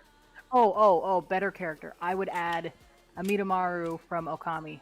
She should already be in there. The Okay, fact that that's true. is fucking criminal. That is correct. That is the correct answer. Amidamaru? Amaterasu. It's Amaterasu. Thank you, Andy. Andy said, remind them that you're probably saying that wrong. And was like, am I? I am. Question: could you live in any fictional world? What would you choose? Pokemon. It's just whimsical. Where would you live? The Pokemon world. Just because you get to like travel around and like bond with like a bunch of animals. Oh yeah, Pokemon world would be great. Like, and just like you look at the anime and stuff, and just kind of like the world that they live in is just so. It's nice. Like, you can just, like, travel around, and you get to, like, have all these cool experiences. I don't know. I might pick a world where I get to be a furry, though. I was going to say Beastars, but that's actually... okay, Pokemon Mystery Dungeon, though. What about Pokemon Mystery Dungeon? Ooh, I might live in that world, because that's also a pretty darn wholesome world. Exactly.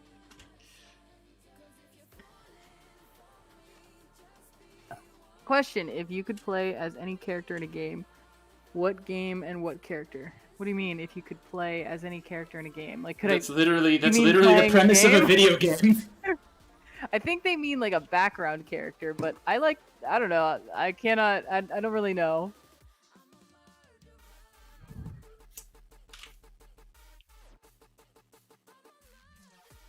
I don't know. Listen, crewmates, when someone says that they seem an imposter, not do keys, believe them. This is for people who play on Polaris. Also skip on 7 people left. It's not a question, but I read that out because that dude is 100% correct. Keys? You believe if they say they skipped on keys, and you always skip on 7. Don't vote on 7.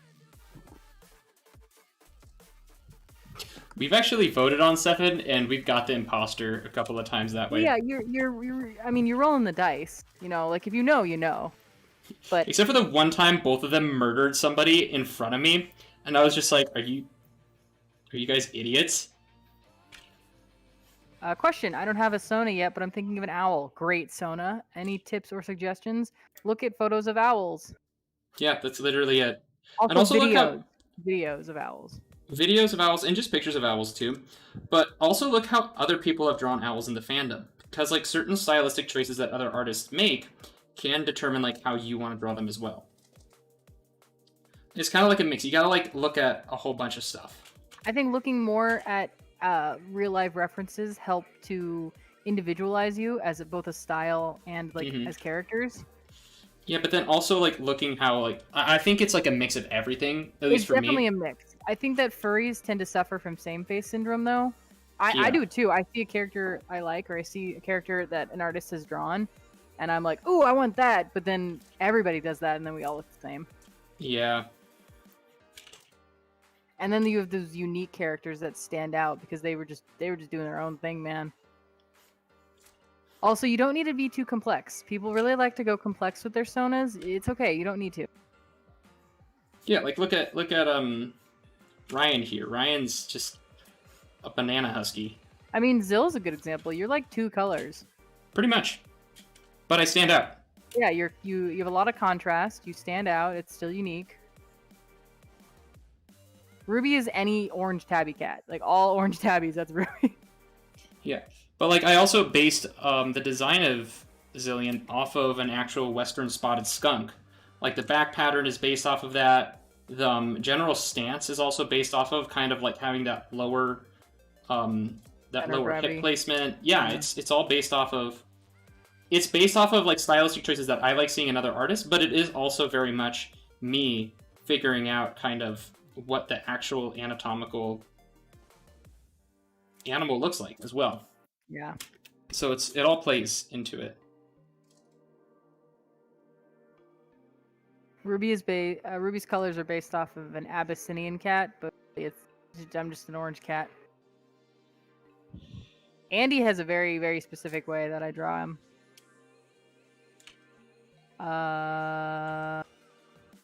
Something. Said, what do you think of sushi? I don't like it. I love it. It's probably one of my favorite foods. Definitely top 5. Yeah, I've tried a bunch of sushi. Where though? Because like you live in. I've literally had great. people say where it's like, no, I've had good sushi before. I don't like it. It's like it's just like everybody fucking says that exact same thing. It's like, yeah, I've had good sushi. It's like, I don't like sushi. I don't like fish. Well, yeah, if you don't like fish, you don't like fish, man. You would starve to death in Japan, just so you know. Yeah, I know. Yeah. There were food that like even I was like afraid to eat, but then I was like, oh no, it's good, it's good. I like rice though. Rice is good. Can you can bring back your persona and it will live with you for the rest of your life, but you have to kill 10 random people. Fuck no. First of all, I don't want to live with my persona. That sounds like a nightmare. I want to be myself. Right. That's the whole point of it. Like that's the point of being a furry. I would hate having my persona live with me as a roommate. I'm a terrible roommate. Yeah. Like, I don't want to live with me. I can barely stand myself on any given day.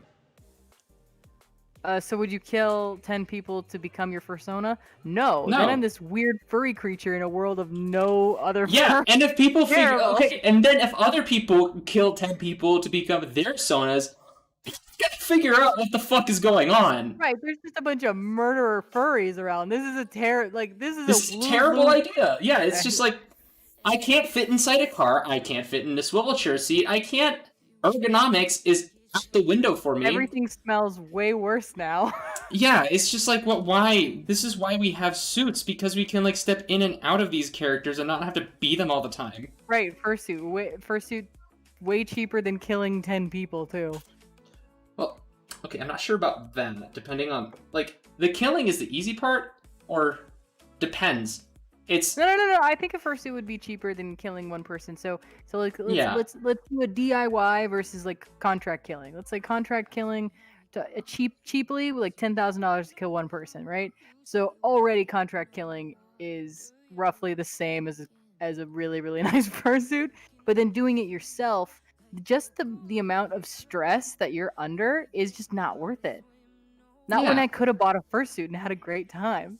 That's true. Why are we having this discussion? I don't know, but because you had to question it. I was like, well, why? Okay, I have to justify my logistics here. Yeah, because I'm just like, Question: are there any Wolverine sonas out there? Many. Yes, there's Dr. Wolverine. There's somebody I follow on Twitter. I love their Twitter. What would happen if Pinocchio said, "My nose will now grow"?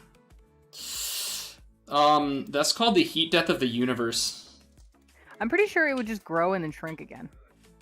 Yeah, but would it grow, like, what would the frequency be? That's kind of the thing, is, like, would it be, like, such a high frequency that it just causes, like, a massive blackout, or will it... See, people have this conundrum all the time, but it's a very simple answer. So we know that Pinocchio's grows, the more lies he tells, the longer it gets. So for one lie, it grows pretty short, right? But we also know that when he tells the truth, it goes back to normal. So he would say, my nose will now grow. Then it would grow a little bit, but now that that's the truth, it would just shrink back down. It's like, people act like this is like the world collapsing question. I don't think it is. I think you would just see a little whoop, whoop. Like it would be a fun party trick and that's it. I still love the one scene from Shrek where he's like, say something stupid like, I'm wearing ladies' underwear. Yeah, that I'm was wearing great. ladies' underwear. Well, are What you? song? Shrek Zillion, 2. a question. Would you make a video where you teach how to draw piñatas? I would like to learn how to draw furry piñatas. Just watch this. Yeah, pretty much.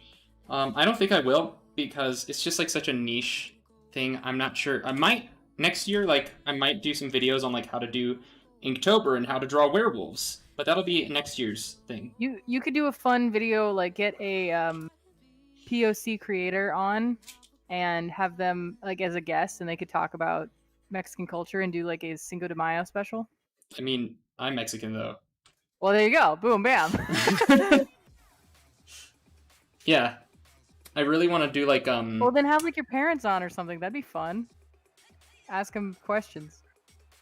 What questions about Cinco de Mayo do you have? No. Like if you could just talk about, I don't know, things important to your family and or something related to Well- Mexican culture, and teach people how to draw piñatas.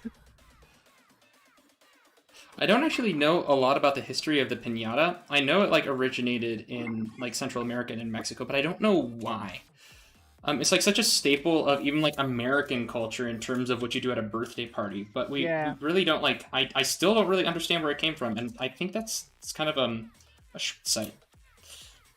Yeah. Anyways, Question: trick or treat? Treat. yeah, treat. Treat. Easy. Treat. Yeah, like I can get candy, or I can try to like trick you in some weird way, and then I look like a dickhead. I'm all for trick and treat. Like, you got me, and then we all get something. I'm all for that too. But if it's trick or treat, treat. Yeah. Let's start with this brown color. Oh, here's a good question. Question: how would you define art theft? Art theft? See, the thing is, oh, I know. There is a difference between copying and being inspired. Yes. And that's kind of where I draw the line at art theft. In terms of like style, like in terms of art theft and reposting, I say it when you repost something and don't give credit. That's definitely art theft, even if your intentions were good. Yeah. Like, oh, tag the artist. No. It's if you're No. gonna post it, it's your responsibility to find the artist. Yeah, because like I'll be completely honest, if you tag me as like an artist, I'm fine with that. Because you know that like my art style is not something that everybody likes. And if you have like an art page that showcases a bunch of different artists occasionally, somebody will be able to find that and like find me if they like my art. I'm okay with that. Yeah. Yeah, I know like some of those channels will end up being bigger than me or some artists. Yeah, I get that, and that can be aggravating at times. But it is more like a they themselves like put it this way. Yes, they have a lot of followers, but they themselves are not getting any of the gratitude. They are merely reposting art, and their interactions with their followers is going to be vastly different than the interactions you as an artist are going to get with your followers. I'm not sure if that made any sense. I think about arts sites like E61. I don't give a shit if my art ends up there because usually, if not every single time, they've already tagged me as the artist, and it's usually linking to a place that you could find me. Or if somebody like tweets a picture, they're like, "I love this drawing," and then it's like art by PureRubyDragon. I don't care. In fact, I'm super flattered. But if you tweet a picture like, "Oh, look at these cute Pokemon," and it's my art, and you get 50,000 retweets, that kind of sucks for me. Yeah. All right, let's see. So, question: do you like motorsports, and what are your thoughts on dirt overall? Dirt. Ooh, why can I not read this word? Ooh, dirt something track racing. you're going to be more specific with dirt track racing. Like, do you mean sprint cars or do you mean motocross? There's a word in here. It says it's OVAL. Oval. Okay, I don't know about that. I don't either. Rephrase your question. I'll ask again. Zillion, do you believe in the paranormal, have you ever had any personal experiences with the paranormal? No, I Good, have not. spooky question. I have got that not. one. I thought I did, but it was apparently somebody touching the back of my neck to prank me, so that was pretty fun. I don't know.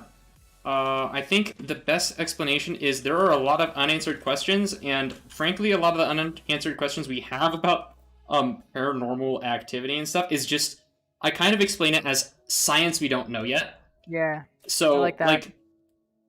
sure, but I don't know.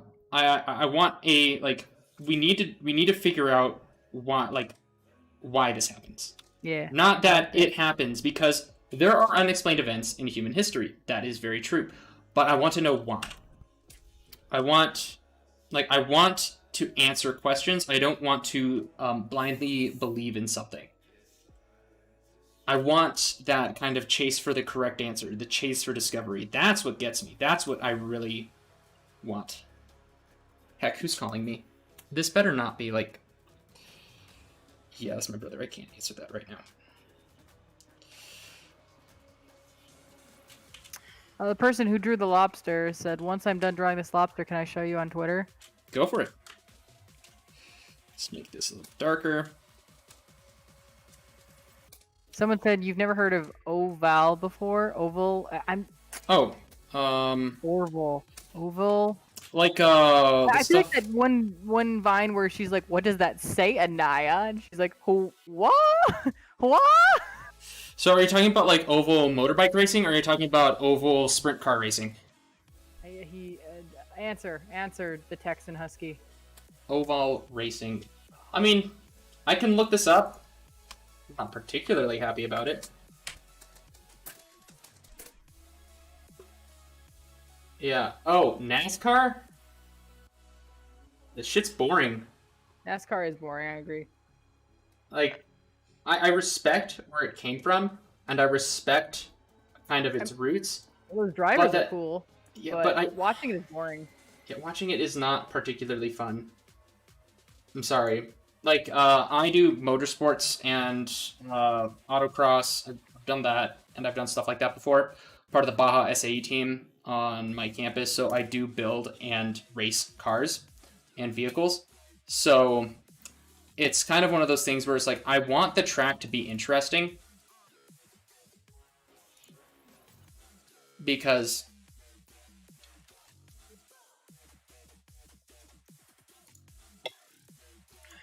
it's just kind of one of those things where it's like, I want the track to have some skill associated with it. I understand that when you're doing oval racing and stuff like that, that the challenge is predicting the other drivers. But I kind of like that aspect of having the terrain impact your skill as well. I think that's really cool. Yeah, I agree. Also, I like when you can kind of play mind games with competition. I think that's a part of it, like keeping your head in the game.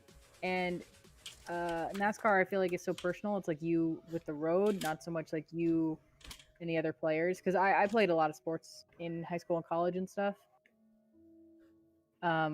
And there's an element for that that's just missing for me watching NASCAR, because it's a car. It's kind of emotionless.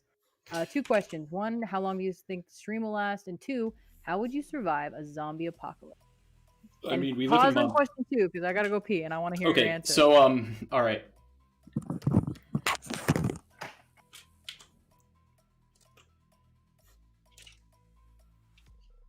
Alright, so it's just me, you guys. I'm not reading chat because I'm trying to draw this, so I'm gonna try to get as quick as this, get this done quick before people get back.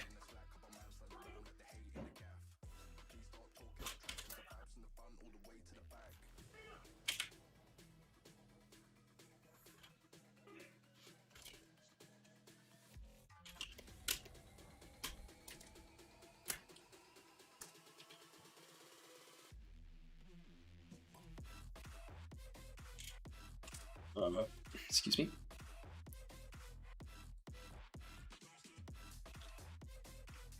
Zillion, end the stream and go to bed, bro. It's not even that late for me here, so no.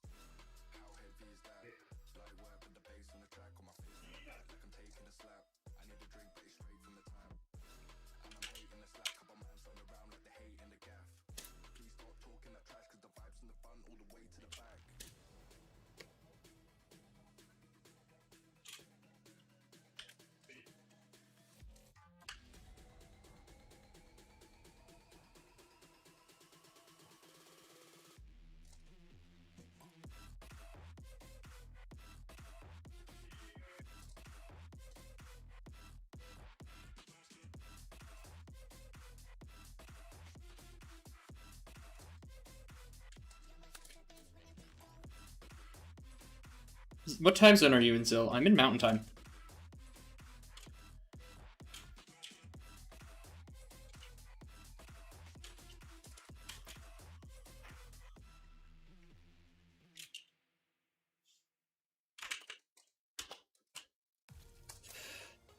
I'm in the Midwest zone, very far north. So, like the Dakotas? I feel like that might be the Dakotas. I don't know.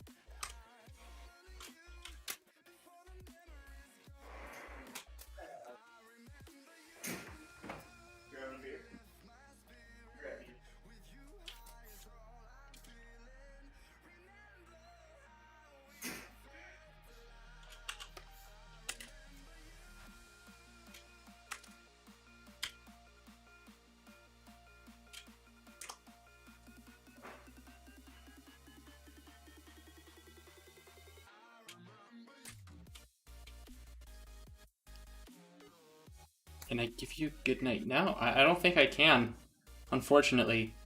I don't know. That question made me a little bit more uncomfortable than it should. I can't. I don't know you. Oh, sorry.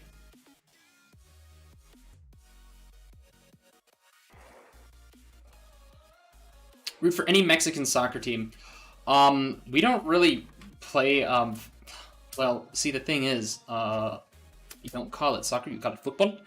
But I just never really was very interested in, like, organized sports. We grew up in Washington, so it was always football, and even then it wasn't really a thing that our family got into. And it still really isn't a thing that I particularly get jazzed about.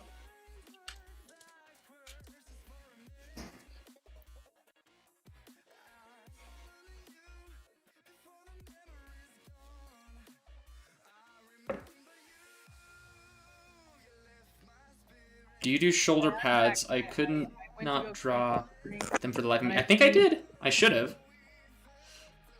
Went to go get myself a drink, and then I peed, and then I broke a glass, and then I cleaned it up, and now Oh no. I'm just an agent of chaos. Alright, so, question about zombie apocalypse. Zombies, yes, thank you. Alright. I forgot the other question because I was focusing on the zombie one. How long So- would the stream last? So. Oh yeah, long. So, zombie apocalypse, how would you survive? Okay, so because these are always so varied, right? So we're gonna pretend that the zombie apocalypse is gonna happen like tomorrow in the middle of the day. So I live in a more rural area, so I'd probably find out about it on the internet first,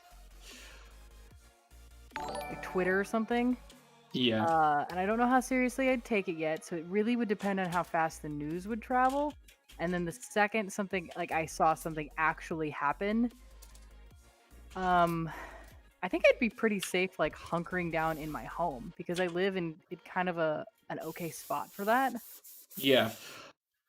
But like, let's say I lived in my apartment in LA, I'd be messed up. I'd just kind of give up. I'd get all the alcohol I had, drink myself to death, and pray somebody unlocks me before I starve to death.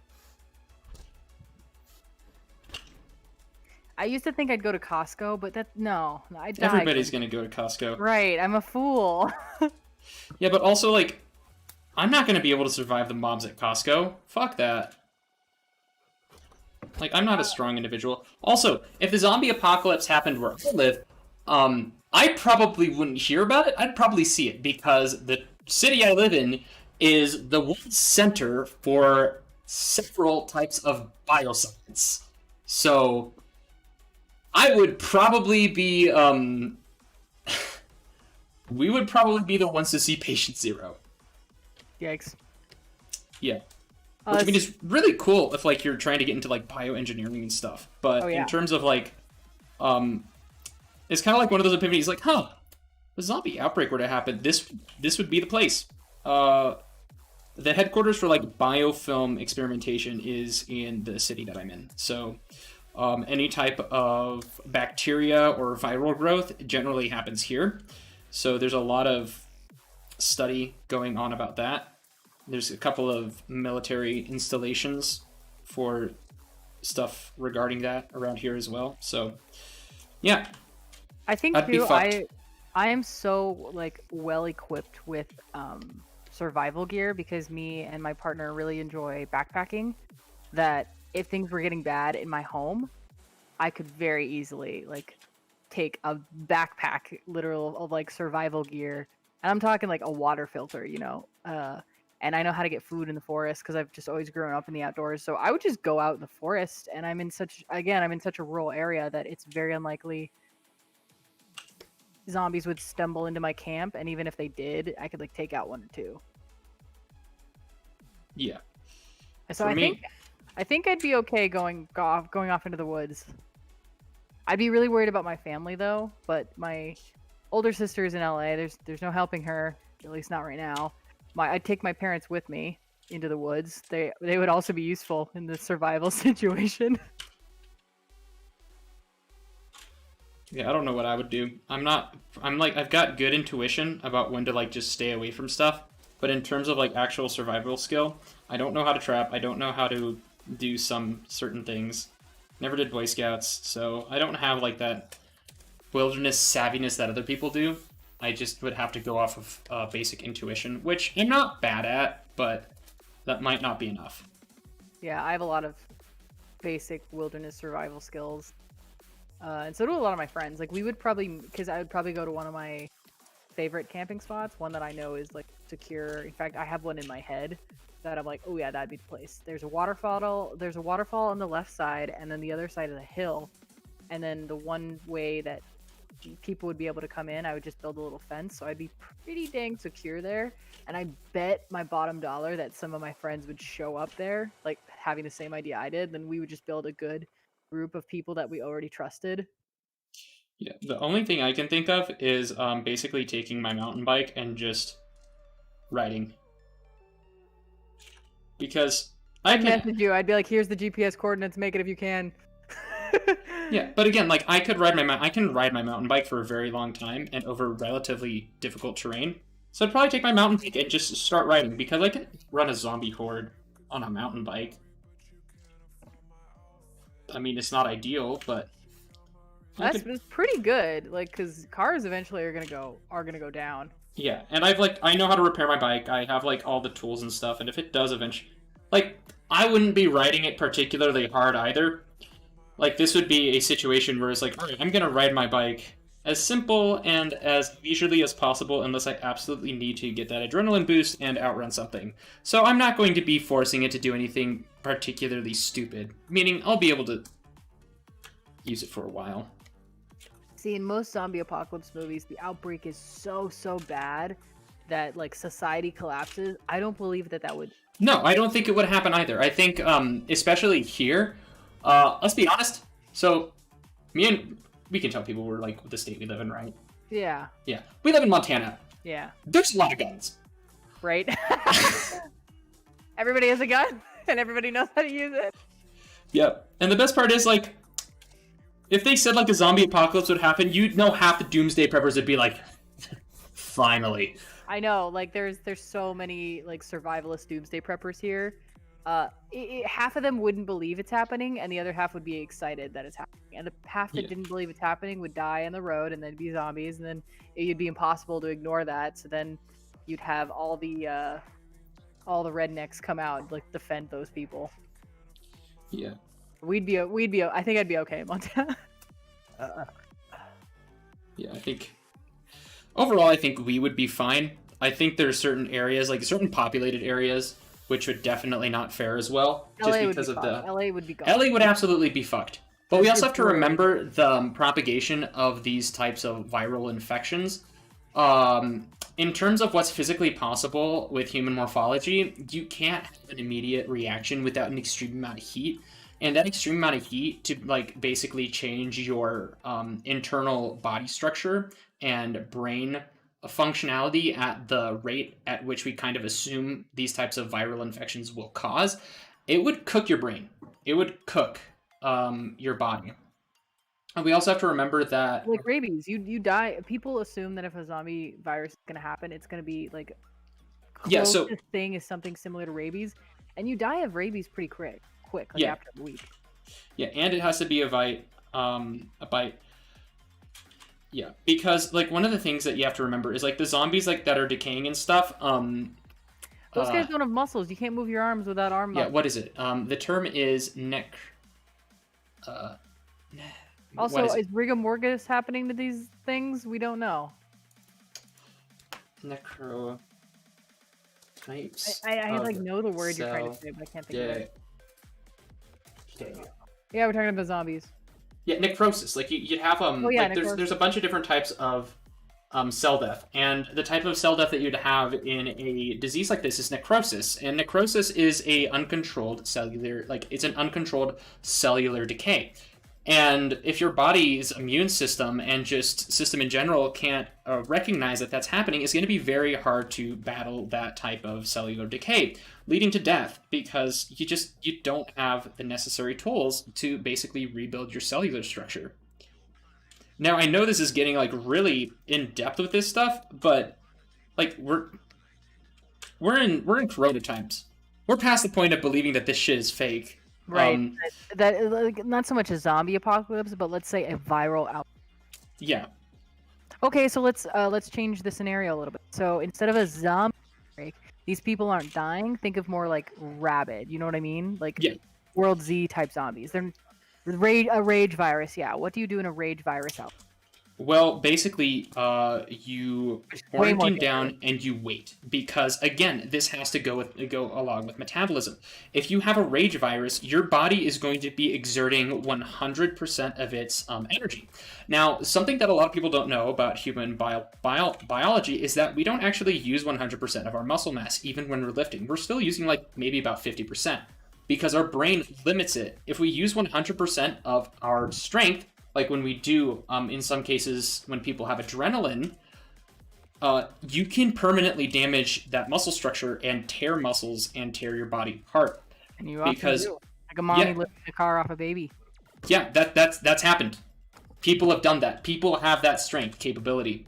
The issue is if you constantly... What about asymptomatic carriers of the virus? That is also true. And what do? Try not to die. Well, basically, you do exactly what you do during the coronavirus. You quarantine, you shut down all systems for the amount of time that it takes for the system or the viral infection to incubate, and you kind of just wait it out. Okay, let's assume that let's assume that people take the rage virus the same exact way they did the coronavirus. So now you have people who are ignoring quarantine. What do you do? Well, the thing is, people will die of the rage virus faster than they will die of the... Folks, I'm still uncertain if I'll be able to join tonight's stream. I've just started the project I need to finish. I will be sure to jump on once I get it done. Alright. It's alright, Dingy. Get your project done. That's more important. Ooh, look at that. What do you think of that design going down the bar? So sick. I love the blue. Right, so we were talking about viruses. I've been watching like a lot of Roanoke Gaming, and he does a great job of explaining kind of how viruses work and stuff. I've also been taking... YouTube channel, Dr. Mike. Mm-hmm. Yeah. Basically, Roanoke Gaming explains how like viruses in video games kind of like their real life equivalent and kind of how they would work. And I just love that type of video because like they actually have like a bachelor's in biology. So, and then of course I'm taking like a bio materials class, so I know a little bit about it myself. Not nearly as well as somebody who's actually versed in this Liberty topic. French, this is a weird conversation. Yeah, because we're like actually because like we do live in like we do live in a viral outbreak, so we do know what you're supposed to do, and especially in terms of the rabies virus, in terms of kind of how you would handle a situation like that, basically the amount of metabolism that you have to use up when you are just going psycho, it's going to cause cellular decay. So you would die off relatively quickly, even if you did survive initially. It's just your body is not meant to handle that much cellular decay, so you would not survive for very long. Zill, what program are you working on? I'm working on Photoshop. Sam Rose asks, does anyone have any shower? I mean, this whole conversation has been a shower thought of me. I'm always thinking about what to do in a zombie apocalypse. Not because I think one is going to happen, just because it's like an interesting what if scenario. Yeah. The potential when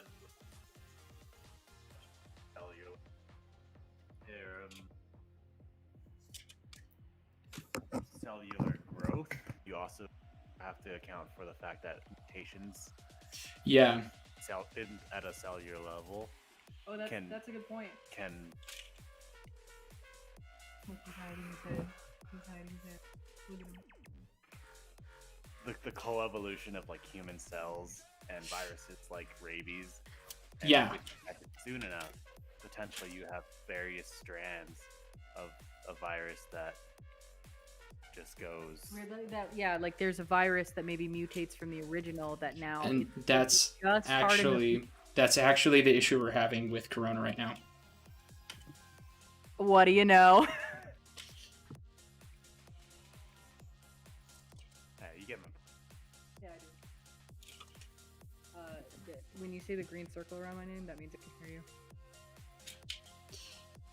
Yep. So we are in the United States. We are testing more COVID-19 cases and this specific type of SARS strain, and we are starting to see mutations in the U.S. population due to the prolonged quarantine or prolonged exposure to this virus. Shocker. Ultimately, coronavirus be as deadly as the common cold or the flu. Coronavirus is already more deadly. That's the thing. It's when a disease or a virus or a bacterial infection becomes as prominent and prevalent in a population that's probably the word. That's the Black Death there for you. And that you have a survival rate that is so high when you have like 98.5% of folks surviving cases like these. Eventually, after all the people who are vulnerable passed away, we will have cases of coronavirus where it will be very easily treated. Everybody get your flu shot. Now, this year more than ever, get your... Shit, I still need to get my flu shot. I also need to get my flu shot. I'm going to get it on Monday. All right, I'll Everybody do the same thing. I'll hold you to that. You hold me to it. I will. I'll hold you to it. You hold me to it. Cool. That's a positive way of saying at the outcome. If we do act. Like Well, that. see, the simple solution is as a whole, humanity will be fine. But that doesn't help, like, Assume- that doesn't- loved ones so- or losing their families. Yeah. So let me rephrase that. Humans as a whole, like our species, will survive. In terms of if we did not treat the coronavirus at all, we probably wouldn't see. We probably would have a decent collapse of our infrastructure and go into a decade-long depression. So, take that for what it's worth.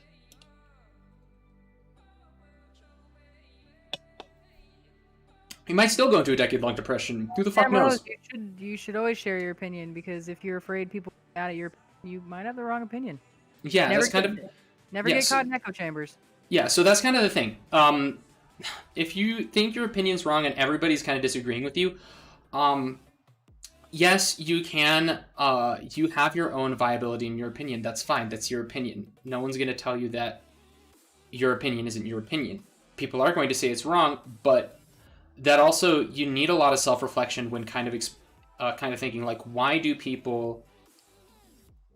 is the majority telling me that I'm wrong? Right. Because You could still be right, but you got to know why everybody thinks you're wrong. When you decide to not share your opinion, you find other people share that opinion, and that's how you radicalize yourself. That's how you yeah, so you need to self-reflect, and you need to think, why are people saying my opinion is garbage? Why are people calling me this? Why are people saying I'm stupid? Like, why? Like, the important question is why, and the self-reflection associated with it. Because especially when you start to like think it's a small group against the world, it's like, that's probably not the case. Because yes, we want to find like-minded people. There. We want to find like-minded people like us, but sometimes that echo chamber is not a safe place to be, because you're going to end up just listening to the same thing over and over again, and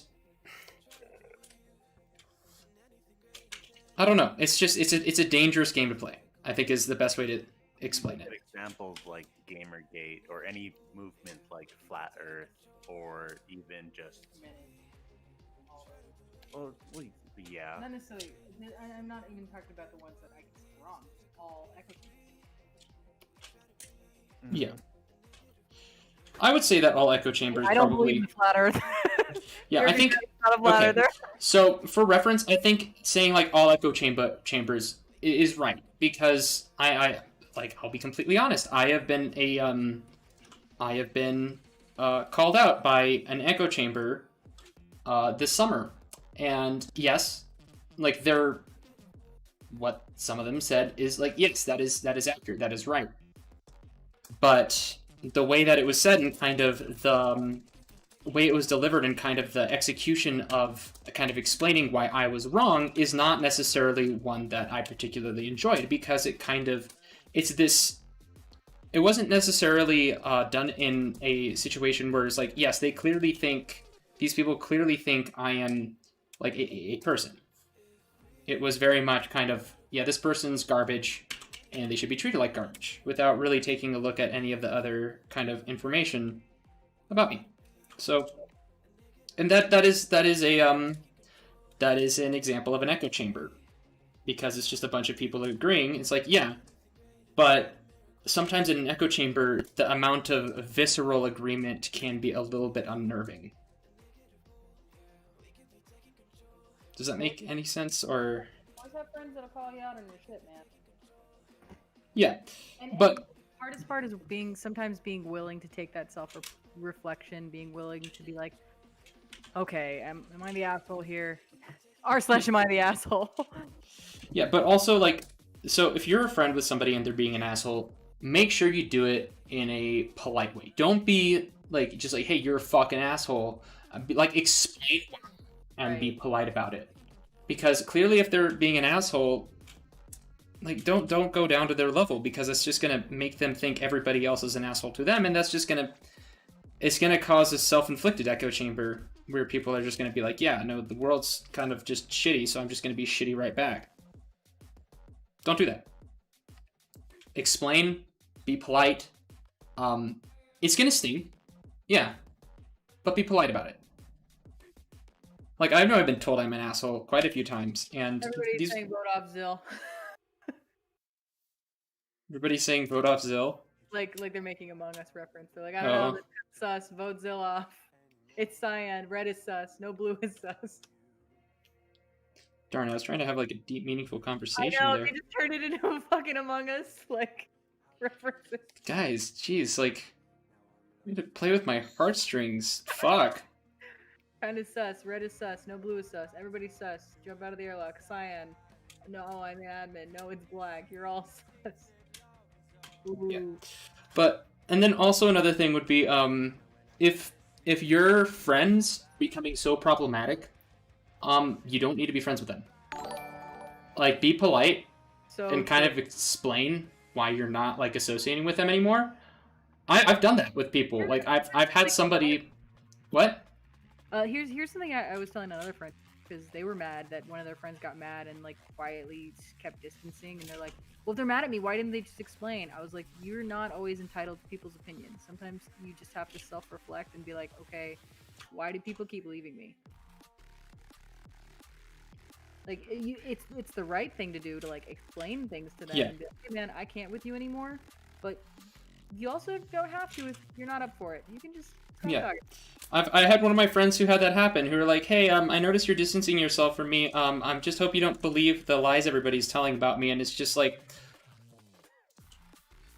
to put it frankly, those aren't lies about you. You're kind of just an ass. Right, yeah. I was I'm explaining that. sorry that you don't realize that. And like, I finally messaged them back and told them, it's like, hey, you're kind of like, your personality is just so toxic that I don't want to associate with you anymore. And I told them that because I felt like, look, if no one tells them that, they're going to keep finding yes people in their life, and they're going to go down a very, very bad road that's going to be very detrimental for them and their future, and for the future of other people around them. So I told them, and they're like, all right, do you want to have like a conversation about this in person? And I'll be honest, like, my limit was, all right, I'm gonna message you that you're a shitty person and I don't want to associate with you anymore. And that was it. Like, I don't want to talk to you anymore. I gave my spiel. You shouldn't have me walking. I shouldn't be holding your hand through your entire self-improvement process. Figure this shit out yourself. Change doesn't happen until you want it to. Yeah, and it's just kind of like one of those things where it's like, yeah, I could, I guess I could talk to you, but I don't want to. And also, you shouldn't have someone self-reflect for you. Do that yourself, please. Yeah, I mean, one of the consequences of something that really got me to get my head out of my ass was I had a friend who was like, Ruby, I just cannot with you right now. This was years ago, but I was like, and I just kept pushing, and they were finally like, I'm done, and they just dropped me, and I was just so mad, and I was ready to like shit talk them to death. And then they kind of ended the conversation that way. They're like, I'm done talking to you, and you can shit talk me all you want, but like, I'm right. Ooh, and that hit hard because like I was like, ooh, damn. And just losing them as a friend was such a heavy consequence to me, my shitty behavior, that I kind of stopped doing that. And then like years later, they're like, hey, I'm ready to be friends again, and today we're really good time. Yeah. But the just having a consequence will help people change. Yeah, And losing a friend is a really heavy yeah, it really is.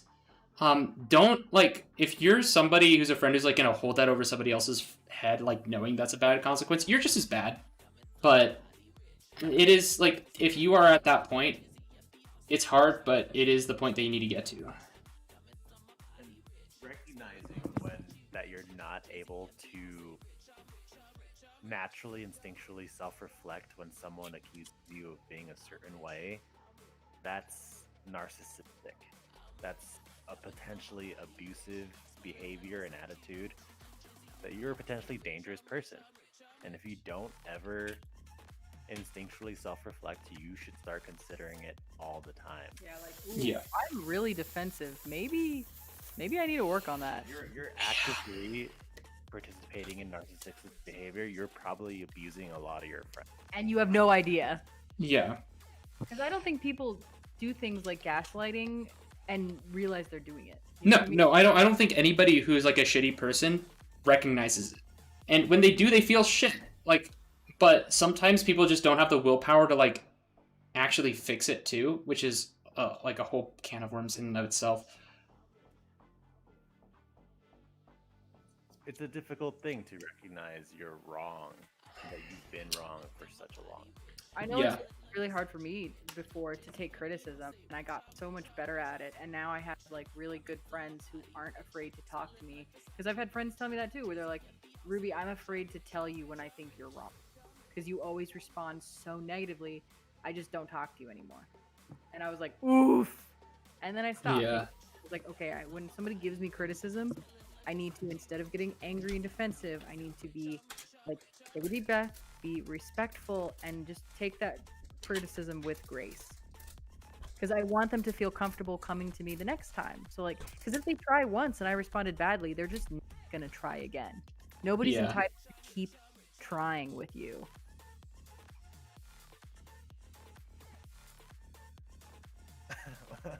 Everyone in chat is still just. Yo, guys, we're having like a deep ass conversation. I know. They're like, Like, I can't stop you from doing this, but just know that I'm mildly. doing this. Just know that I am a little disappointed. All right, Ruby, we're drawing you next. What? Alright. Oh, okay. I have a request Yeah. because you've met him before. We should make Andy a piñata Oh. because he's like here watching the stream. He's, Should we just? Zoran Should we is just? drawing Should we just? piñatas. Should we just draw Andy like with black licorice coming out? Ah, yes. Black licorice is the candy inside. I know, but you didn't. I vote. tried it for the first time the other day.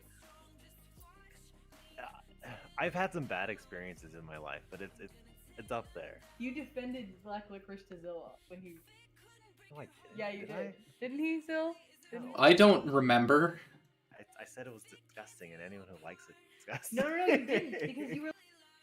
Black licorice is so bad, and I told you that's fucking disgusting. Oh, and then- maybe red licorice. And then our friend brought it over, and they tried. You're Oh my- disgusting, Egan. Yeah, black licorice is a crime against just Humanity. humanity. It really is. Like, who? Like, I hope the person who invented black licorice. Black licorice sus, vote him off. And Yeah. I like what Chad is now talking about black licorice. So you are listening to us, Chad. You're Yeah. just not responding to our heavy topic. Yeah, black licorice. Whoever, like, I wouldn't go back in time to kill like a dictator. I'd go back in time to kill whoever invented fucking black licorice. Pretty sure Because it's medicine. what? It was supposed to be like a medicine. I don't care. I'm still gonna kill them. I'm gonna kill whoever took cocaine out of Coca-Cola. Here, I'll send you Andy's Heck yeah. Fox persona reference, and then like, yeah, you're the Fox persona. Remember, I draw you as two animals, a fox and a cat. Did you just a burp? cat. He's not a furry at all. Yeah, no, he's like, if Andy's been around Ruby for this long and is not a furry, he's not a fucking furry. Oh, yeah, he's not a furry. People always say that. They're like, "Oh, you'll get there." I'm like, "No, he's not a furry, you guys." I'm as close as he'll get to being a furry is that, like, I'm Yeah, a pet. it's like, yeah, it's basically like, I tell her she's a dog. yeah. Yeah, so sad.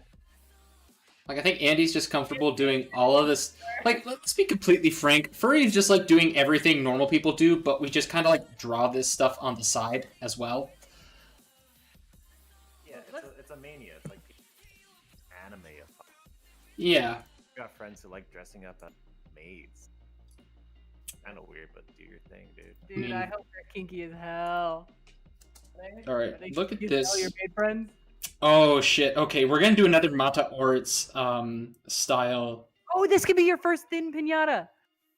Well, no, I've actually done no, I could do a thin pinata, but like there is a specific, so in terms of Latino art, I do like know it and I love some aspects of it. My favorite are the Mata Orts pots, oil pots made in like Chihuahua, Mexico.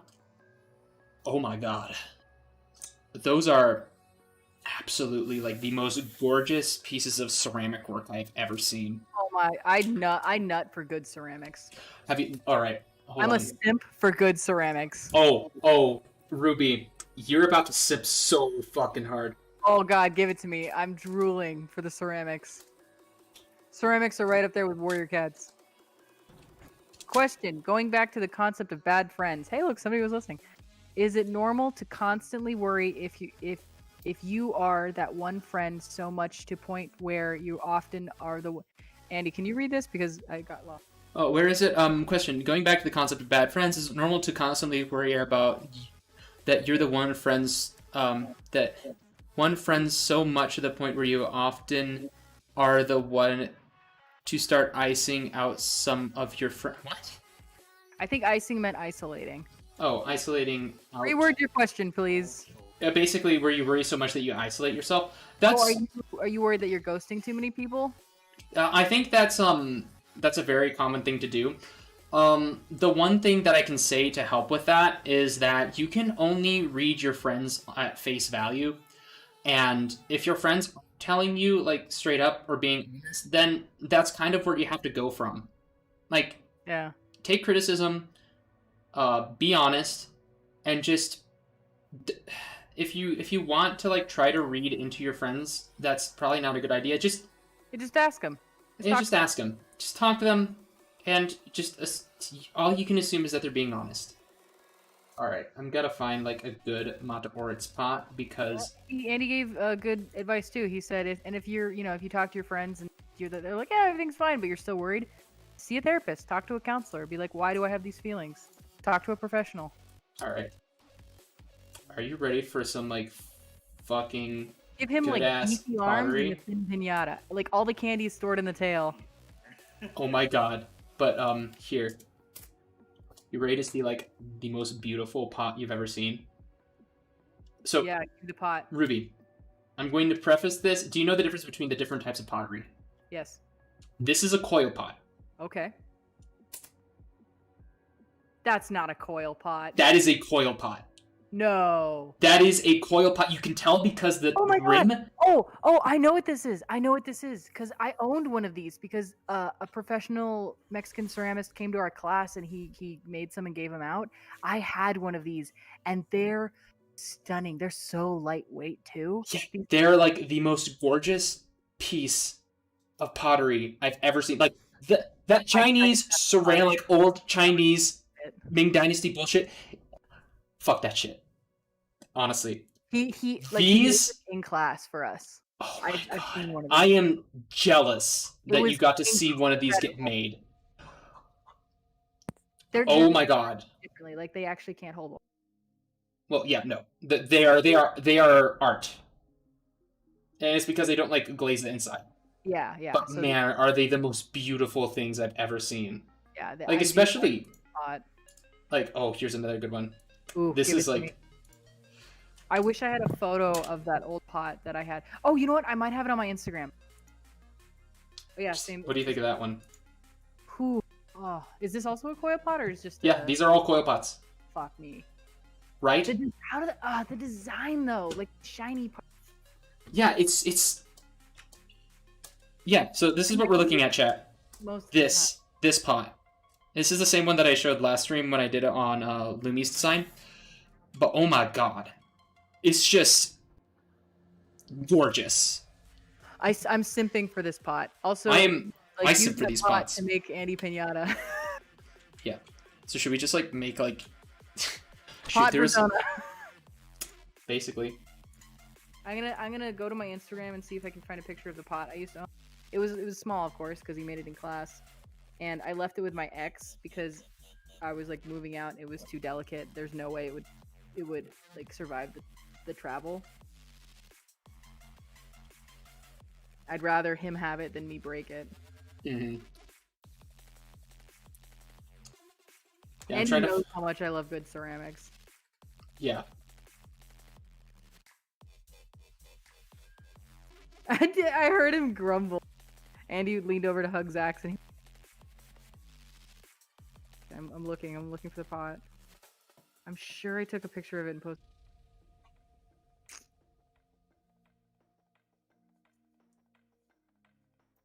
When I was in college. I'm trying to look for one specific artist. Oh, here, I found it. I found it. All right. Okay, so my pot is the one in the back. So it's the little black one in the back, but I'll link you this. Pull it up.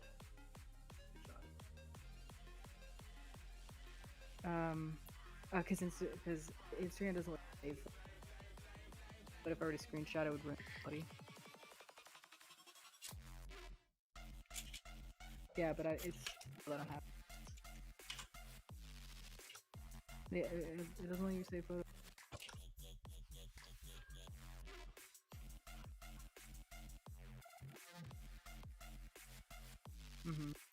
So we're gonna make him just as moody and edgy. Oh yeah, I mean you've met Andy. The Andy, what Andy? Well then, keep the mic over there, cause Mike can hear me, cause I yell.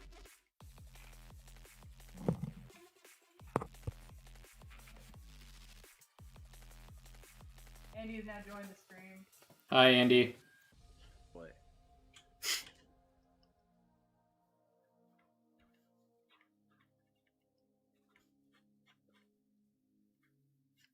Wait, are you guys there? Oh shit.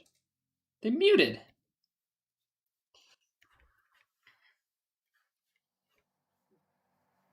There we go.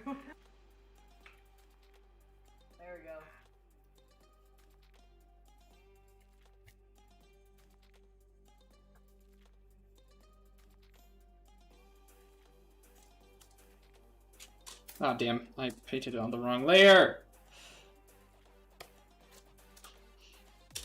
So here's so my pot. Mine was one guy who made the. It's not loading in. I know, I linked it in the video second. Oh wow, he made all of those in class?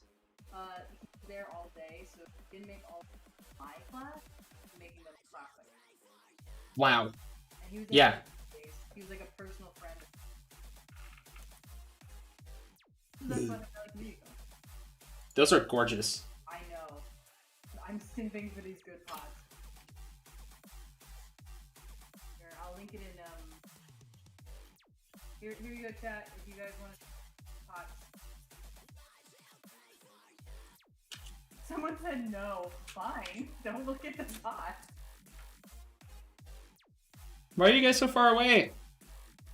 Our sound, because I put the mic over by Andy. Won't come closer to me.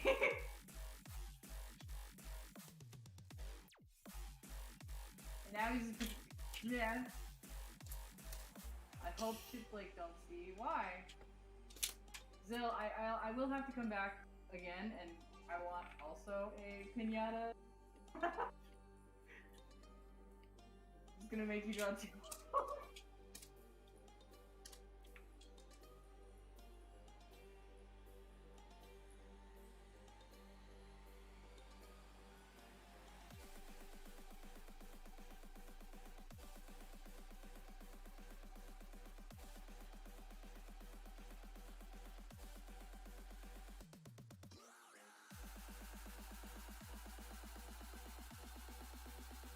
Hey, Clocky's in the chat.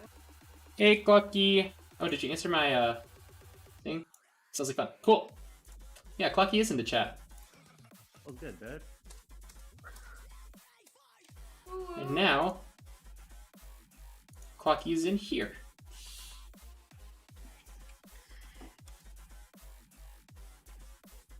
What is that white posting mean? That means we're calling them. Yeah. Oh. See, Clocky types.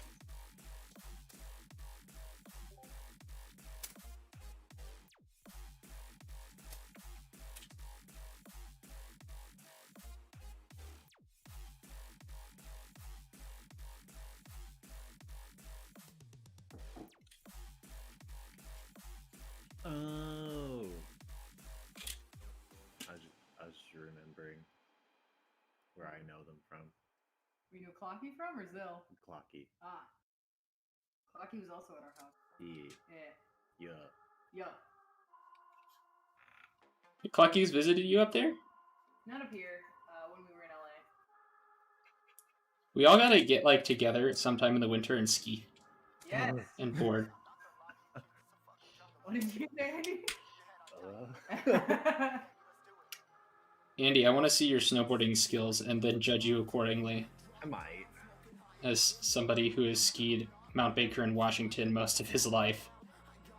And Andy started like very good. Might. I'll be the judge of that. I say as if I can. I say as if I have any rudimentary skill at snowboarding myself. Our question: what are your tips on making good composition? Make sure you have a focus. Is Tara. Who's Tara? For my tips on composition, practice it, because we live in the digital age. So it's so easy to compose or like draw a figure and then crop around the figure, but you're not really learning that way. I mean, you. My tip is to get yourself like a piece of paper, fold it in a weird way, and then just compose in the piece, or like draw a triangle and then compose within your triangle. Like actually practice composition instead of just adjusting. Yeah, so a lot of it comes down to like understanding shapes and stuff. Like, what's the mood you're going? Because composition is a lot of things. Composition is understanding color. Composition, hi Clocky. Composition is understanding your mix gone. It's understanding a lot of factors into it, because like a composition for like a painting is going to be different than a composition for a like just a drawing like this, like a concept sketch, versus like a fully illustrated comic. A lot of it comes down to hello. We heard you. Oh no, did I accidentally crash your thought train? No, I didn't. It was done.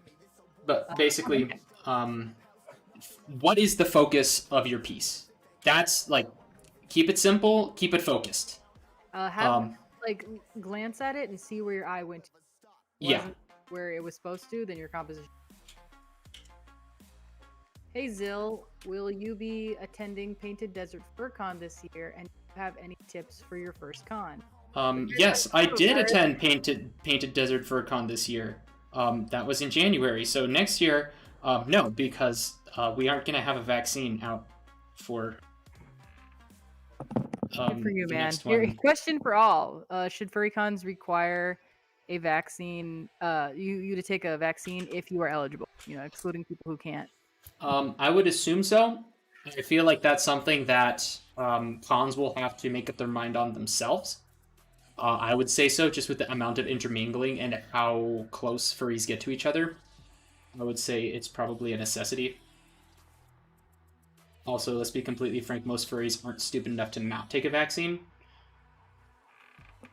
I think so too. I think the community is pretty darn accepting of that, even if it's some like you know, just get a sorry I couldn't. And we'll be like, that's okay, because that's why all the rest of us are doing it. That's herd immunity, dog.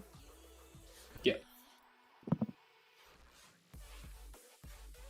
How do we like the length of this tail? Love it. That is very long. That's who? Thick. Lingering look. Good. Tara from Kingdom Hearts. Is that his name? That's Whose name? Oh, character from Kingdom Hearts. Tara. Oh yeah, the armor lingering. Okay, I just always called it Tara's armor. well, you didn't know it was Tara. Right, which I did. I knew. I didn't know there was a said Tara's armor. Oh, this is Tara's armor. I played Birth by Sleep. Shit, I had that's the only PSP game I played. It was first as a PSP game. But it came out after. Yeah. Weren't supposed to know who. No. He wasn't. He was only in Kingdom Hearts 2, the like the remake. He wasn't the original. He wasn't. The armor was not in the original Kingdom Hearts. Yeah, don't battle me. I feel like Ruby's Kingdom Hearts knowledge is second to none. Thank you, Bill. I don't know. I actually played all the games. Are you sure about that? Like all of them? All of I them. played all the games. Except for 358 over 2. I played that game. I played it on my. Did you play Dream Drop Distance, Jess? Yes, I did. You're a fucking liar. No, I'm not. Fucking liar. Things heating up in the Kingdom Hearts fandom. Oh my god. Things getting heated in the games in all existence. I would argue that Ruby's Kingdom Hearts knowledge is only second to Ruby's Warrior Cats knowledge. Those are true words spoken by Clocky. Wow. Like, I only have knowledge on these two things. I have approximate knowledge on many things. Zill, I'll have you know that I'll need Ruby as a pinata character too, but I also needed Andy as a pinata character. It's alright. Well, I'm just gonna force you to draw both of them. That's all. that's well. Let's kind of see what expression I can get for Andy real quick here. I mean, not tonight. I'm just gonna come back to another. That is okay. Yeah, I'm not gonna make you. We have to stay up and draw Ruby as a pinata.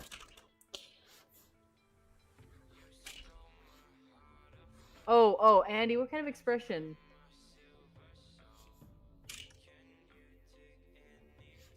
Andy said no expression. Oh, perfect! Perfect! That's his eye. Also perfect. Is this Andy? Yeah, Yeah. this is Andy. Oh my god. It's pretty much spot on. I'm so happy you picked that expression, Zill, because have you seen Cat Pacino, the little cat? Yeah, character? I have. Yeah, like It's that's basically the it. same There he thing. is. That's Andy.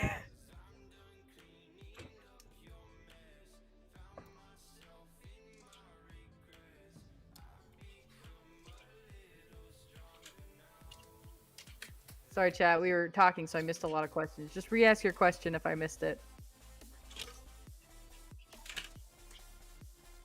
Someone asked, where is Chip? He had to go. It was late.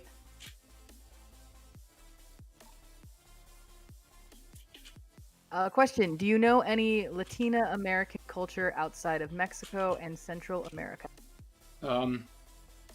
Well, let's kind of what like South American or Spain, like Spain based stuff. I mean, not Elaborate. yeah. Hey Zill, how do I tell my family I'm a furry without having a panic attack?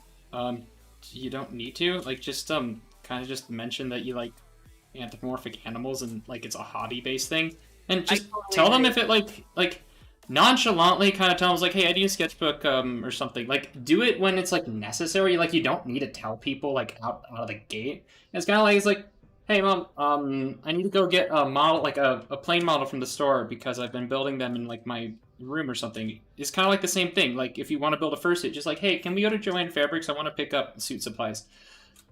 But also judge based off of like your parents' kind of general demeanor, because if they're like uber conservative Christian evangelicals, that might not be the smartest idea. So kind of keep that in mind. I know that's like a really shitty thing to say, but I've never had a problem like I've never had to come out to anybody as a furry. Like no. All of my coworkers knew I drew, and they all knew I drew cat character. People even knew that I had like a fursona that I called furry. People knew I went to furry cons. It was never a thing for me. In fact, I remember when me and Andy got together, and he was like, "Oh, when are you gonna tell me that you're a furry?" And I was like, "I don't really know what you mean by that. I draw myself as a cat. Is that what you mean? I don't need to out myself as a furry, but I also don't need to hide it." Yeah. I'm not gonna hide my baseball card collection in the closet whenever my parents come over either. Yeah. If Well, I you're mean, not- for if you're not me, named, then your parents won't think it's weird. yeah. So for me, like I'm a part of like a Baja SE club on campus, so I kind of like hide it from them more just because it's not necessary and I don't need to tell them. It's not important to kind of what we do on the club. Like I don't need the team to to know that I'm a furry. Given that we are using Discord now, and my icon is just like a furry, so like if anybody on the team is like, "Hey, are you a furry?" It's like, "Yeah." Are we gonna design a pedal box or what? So Yeah, that's a really good way to go about it. like if it's not necessary, just it doesn't matter. Yeah, don't worry about it. Don't make it a big deal, and they won't think it's Yeah. a big deal. The worst thing you can do is open up with like, "Hey, it's not a sex thing." It's the worst thing you can open up Never with. open up with that. Andy, you laugh, but I open up with that. Like I was in a convention, I was in the elevator, and some lady's like, "What's all this about?" And she seemed kind of excited because from the outside looking in, it looks fun, weird, and crazy, and most people like that. People are fun, weird, and crazy, and immediately this guy goes, like, terrified. He's like, "It's not a sex thing," and I was like, I need to get out of this elevator so bad, because by saying it's not a sex thing, everybody is thinking, okay, so it's a sex thing. Also, if somebody asks you that too, like, "Hey, is this a sex thing?" I'd be like, I mean, to some people, yeah, totally. Yeah, it's just like, okay, so like that's a very common misconception, and I think I'll be the first. Unfortunately, for a lot of my young viewers, is like there is an adult aspect to it. That's just something that's gonna happen. Now, there is a courtesy that most humans have to, keep that private and intimate, and that's kind of the same thing here. So, no. Like I don't enjoy it for that. And even if I did, that's not something I'd tell in public. I would be courteous and, not share really weird things, because that's called basic decency. So there's a time and a place. There's a time and a place, and time or the place. Exactly. So just keep that in mind. And if people are making you uncomfortable, they shouldn't be doing that. And you should definitely tell them. I couldn't. I had such side cringe. I was like ready to talk to this woman about it too, and then he led with that. I was like, "Get me out of here." Oh, I can like feel the secondhand cringe on that. Yep, I can too. There was somebody like that at TFF.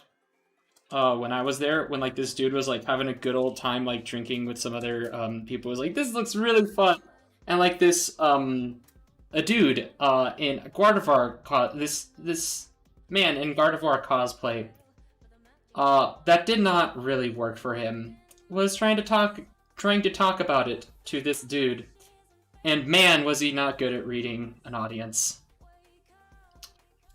Thankfully, the dude who he was talking to was super chill about it, and was able to read an audience, and could see that everyone else around this person was not really having it, which was really cool to kind of see. Oh, heck. That. I don't know where I'm going with that.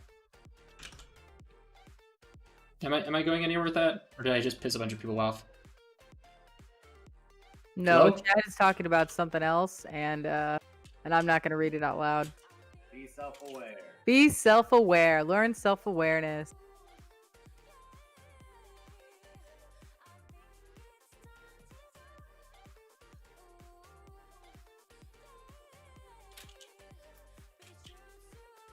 Yeah.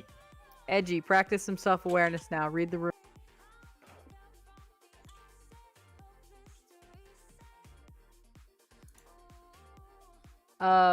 Question, what is your favorite art program? Favorite art program? I use Photoshop. I like Procreate. I like pencil and paper. Oh, yes, that's so true. Pencil and paper is the way to do it. So, tip to anybody who's beginning as an artist. Always start with pencil and paper. I know, like, your immediate thought is to get on the tablet and use an art program. That's not a good way to start. Start with pencil and paper. You already have the fine motor skills developed for that. You need to, like, basically relearn your fine motor skills if you step onto a computer.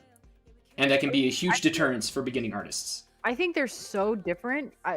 Really, it's like two different skills. So if you start on the computer, you need to learn how to use a pencil and vice versa. Something that I really think more young artists should do is sculpt. Even if you're not a good sculptor, just learning how to do something three-dimensionally will help your 2D art. Yeah.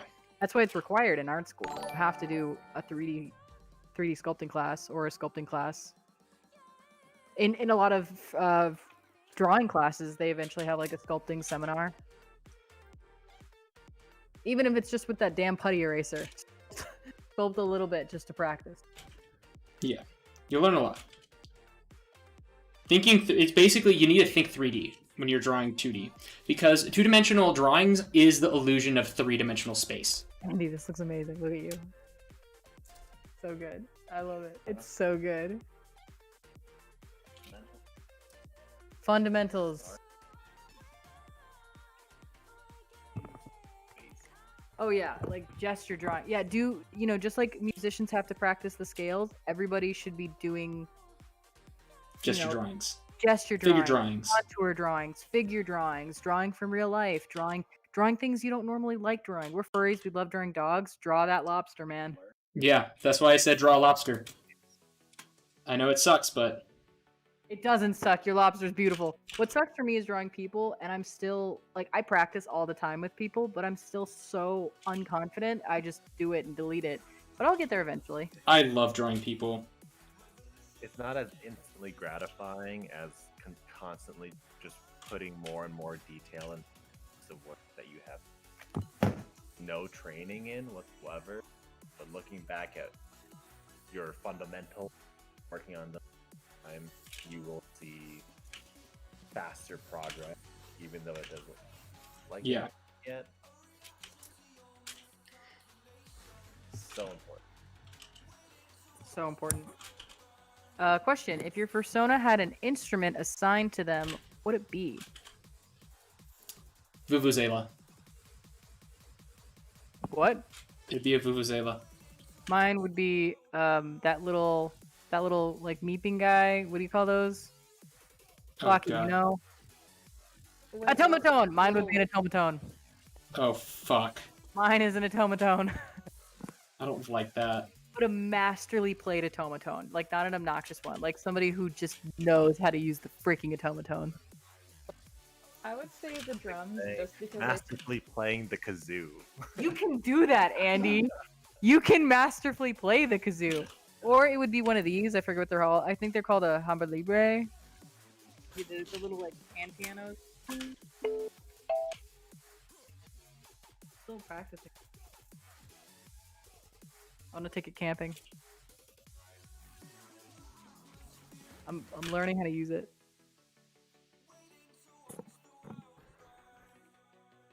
follow your dreams. If you were assigned an instrument, what would it be? You'd be a trumpet. You know, trumpets are pretty fun. Honestly, I'd like violin or guitar. Oh yeah, yes. I've what do learned you how do? Kalimba. Am I saying that right, Andy? Right, no, right here. This word right here. Right here. This one. Read this word.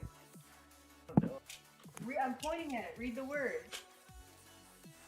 I think I don't know. Never heard Zimbabwe speak.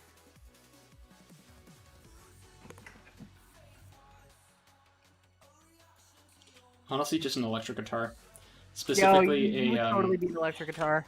yeah, specifically a Gibson. Those are my favorites. And even Halen died, and I'm sad. yeah. Random Alex asked, "Does anyone sing in folk style?" I do sing, and I am an alto. I am not a great singer though. I mess with Fruity Loops from time to time. It's kind of a range, yeah. Right, that's as close as I can get. I'm learn how to sing. I would like to learn how to sing too. I used to be really good at it, but I just need to like get those high notes better. Fundamentals. Yeah, basically that, and lots of tea drinking. It's because it's pinata fruit. Okay. Yeah. You know the little square pinata piece? You know, they're like pinatas, Andy. What do pinatas look like? What's wrong with you? Look at more pinatas. Yeah, that's what I'm saying. Talk louder. Fun for them.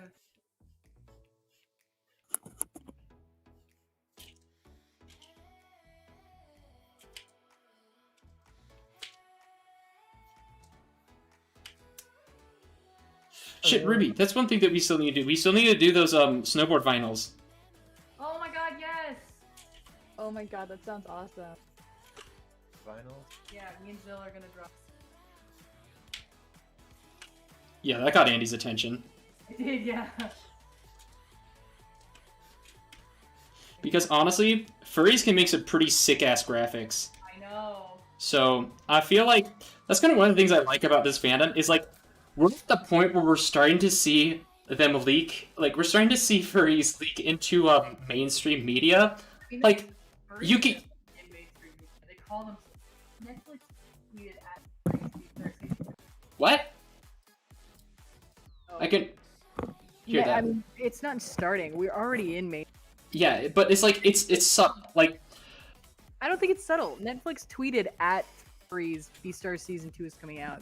BoJack Horseman makes a joke about furries. Like, everybody knows what a furry is now. yeah, but the thing is, the stigma isn't there anymore. Yes it is. But not as much. Right, not in a bad way. Now, it's Yeah. it's in the same way that people say, like, Pokemon is demons. There's definitely still a stigma in a small group of people. People know that it's just a joke. Consider that you guys are all What? people you know. Oh, am I not close enough? How's There, I that? can hear you now. How's that? That's good. Reminding yourselves that you guys are furries and that the people that you communicate with regularly know that you're a furry, and you might forget how the rest of the public view you. Yeah, but I will. Most people think being a furry is still weird AF, but it's weird in, like, a nerdy kind of way and less in, like, a dangerous kind of way. Yeah. That's kind of how I'd explain it now. Is like, yeah, no, it's fucking weird. But unlike, I think the best thing about this fandom in particular is, like, you call, like, some, like, anime fans weird, and they're like, no, we're not weird, we just like very cartoony, you know, like the usual kind of stuff along those lines. But you get furries, and it's like, you guys are fucking weird, and we're just kind of like, yeah, we know.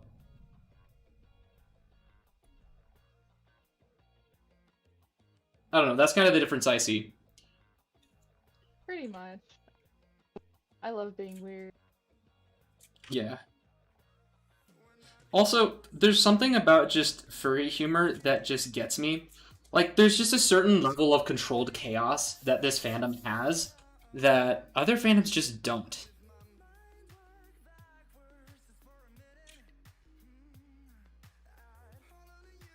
That's the wonderful thing about the furry community. Yeah. Also, Telegram stickers are better than emojis. Don't at me. Is Telegram something that is? It's basically just furry iMessage. Yeah. Is it? Yeah. It's that. Okay. It is a mess. But you know what? It's our mess. It wasn't made for that, but But we took it. yeah. We own Telegram now. Pretty much. It's so great because it is a safe server, so business will be like, oh, we'll use Telegram, and they'll download it, and when one of your contacts gets Telegram, it will notify you. So, like, bosses are like, why is your name like PuppyDog64 on Telegram? I've seen like 6 people who got outed at work because their bosses joined Telegram. Yeah. See, for me, it's like, yeah, we can use Telegram. I'm just... Please. For the love of God, please. Guys, please. I don't want to turn off my contact... Well, I can turn off my contact notifications for that, so... You can dodge it. It's just... It's scary the first time. I've had a couple of people jump on Telegram that I knew who I really didn't want to know that I did this stuff. Now I don't really care. Because it's like, I don't know. I don't care. Maybe if I like start getting an engineering job, I might care a little bit more, but right now I don't. You guys there? Yeah. I mean, furries are basically just like taking over professional fields. They've Well, I always mean- said furries run the internet. That's very true. And I'm going into engineering. So we'll see how that pans out. I'd love to get into like the bike industry. I'm like at the point where I might put my like YouTube channel on my resume. That's the point that I'm at.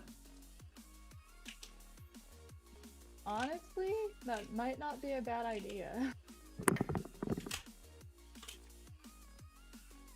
Yeah, that's kind of where I'm at. I'm like, you know what? It's the fucking worst that could happen. Like, it's weird, but also there's a lot of like professionality that goes into this type of stuff. Like, and to create a brand on your own and to monetize it without using YouTube monetization is kind of nifty. It is, but you do share a lot of personal things on your YouTube, don't you? Not really. Okay, in that case, probably. I'm like, my face is not on my YouTube channel. Well, not just that, but like if you share political views or things like that, it can be very unprofessional to your employer. I don't have political views on here. I mean, like I've done a stream like looking at the debate, but that was more actually like the presidential debate. But even then, I actually was pretty apolitical on that because I was basically trying to try to see through the pile of whatever the hell that first debate was and kind of like look at what the viewpoints of each candidate was, rather than like formulate my own opinion on it. Just so that people could get like a clear picture. That was a fun stream. That was a necessary stream.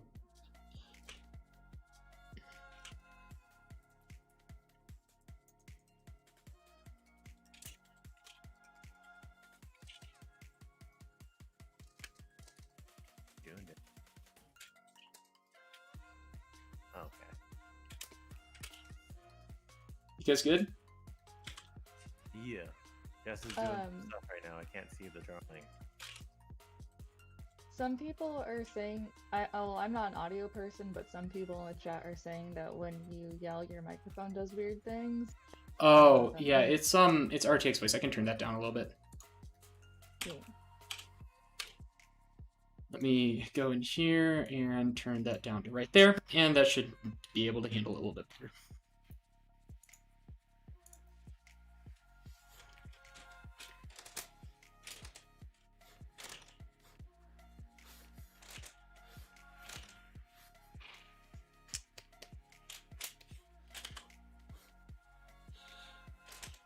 What I'm still species is... Huh? What still- species is Andy's Zootopia OC? It's a fox, Oh, that's if I'm cool. correct. Or a cat, depending on how Ruby draws him. But the cat is more like just something entirely different.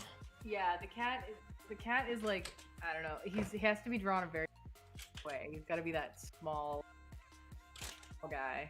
You couldn't 3 times. You know what I mean? It's chibi. Yeah.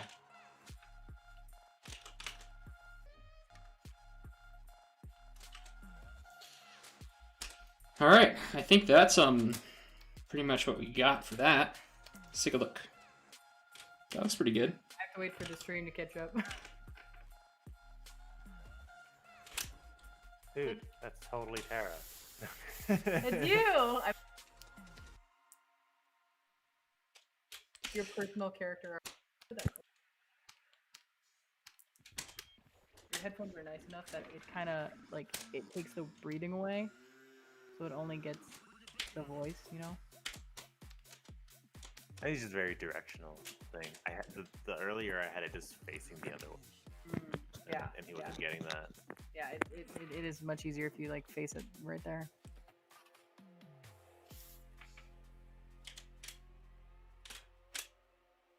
How am I supposed to draw this? Look at my waist. Sora would be a lion in Utopia. Sora's persona is a lion. He would not be a wolf. Yeah. It's even like concluded that he's a lion. Yeah, it's It's canon. canon. Quite a few times.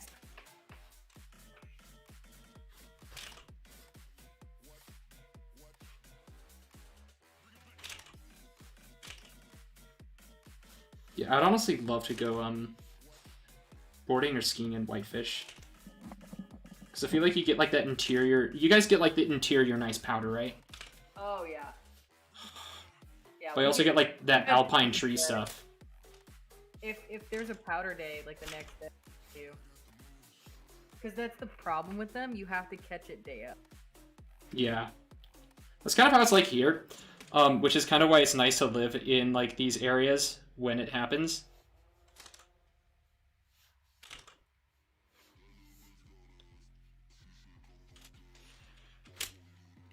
It's how it's like in Great Divide. Like if it's a powder day up at Great Divide, it's freaking gnarly. But if it's not, it sucks. Unless you're with friends. But even sometimes with friends, it sucks. That sounds like a lot of fun, though. It is. Flocky, we gotta get you on a board or on a pair of skis. I want to. Ruby, let's drag Clocky out here. I don't think we need to. I think they'd come willingly. No, drag me. It's okay. Well, that's kinky. Wait, no. Ruby, no! I still can't ollie. I've been trying, dude. I am useless. I can like not fall off my board though, so I'm proud. That's good though. Like, I'll be completely frank, I wasn't able to ollie, like, or do anything for the first year. It took me 2 years to learn how to tail whip on a scooter. 3 years, actually. Have you learned to, like, go off curbs by, like, kind of stepping on the back of the board? No. And, like, wheeling it over? No. That'd be, like, my next thing. Yeah.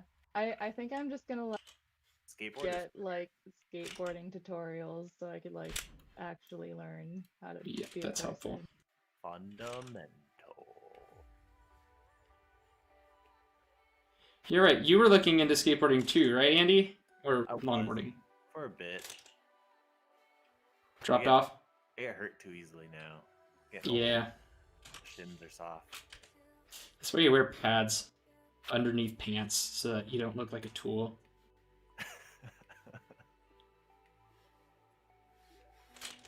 I'll probably get it back into it next summer. It's already getting too cold. Yeah.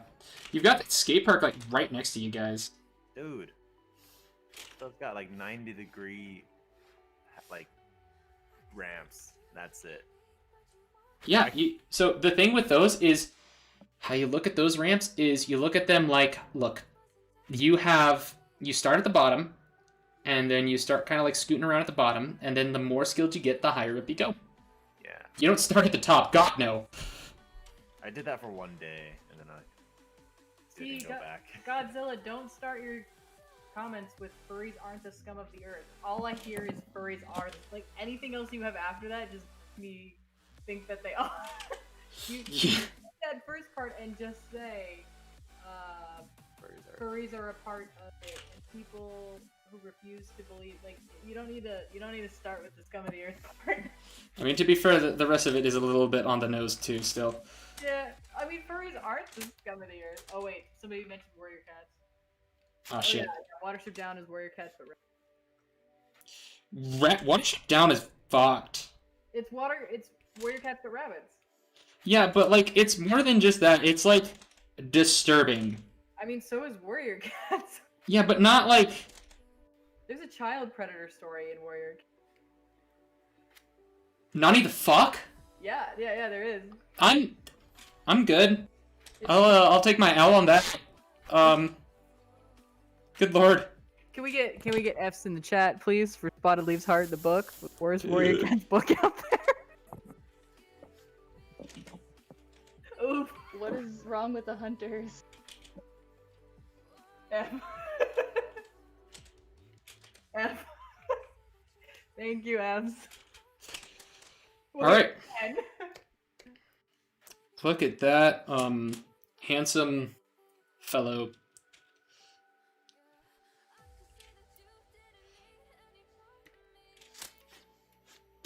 It's so good.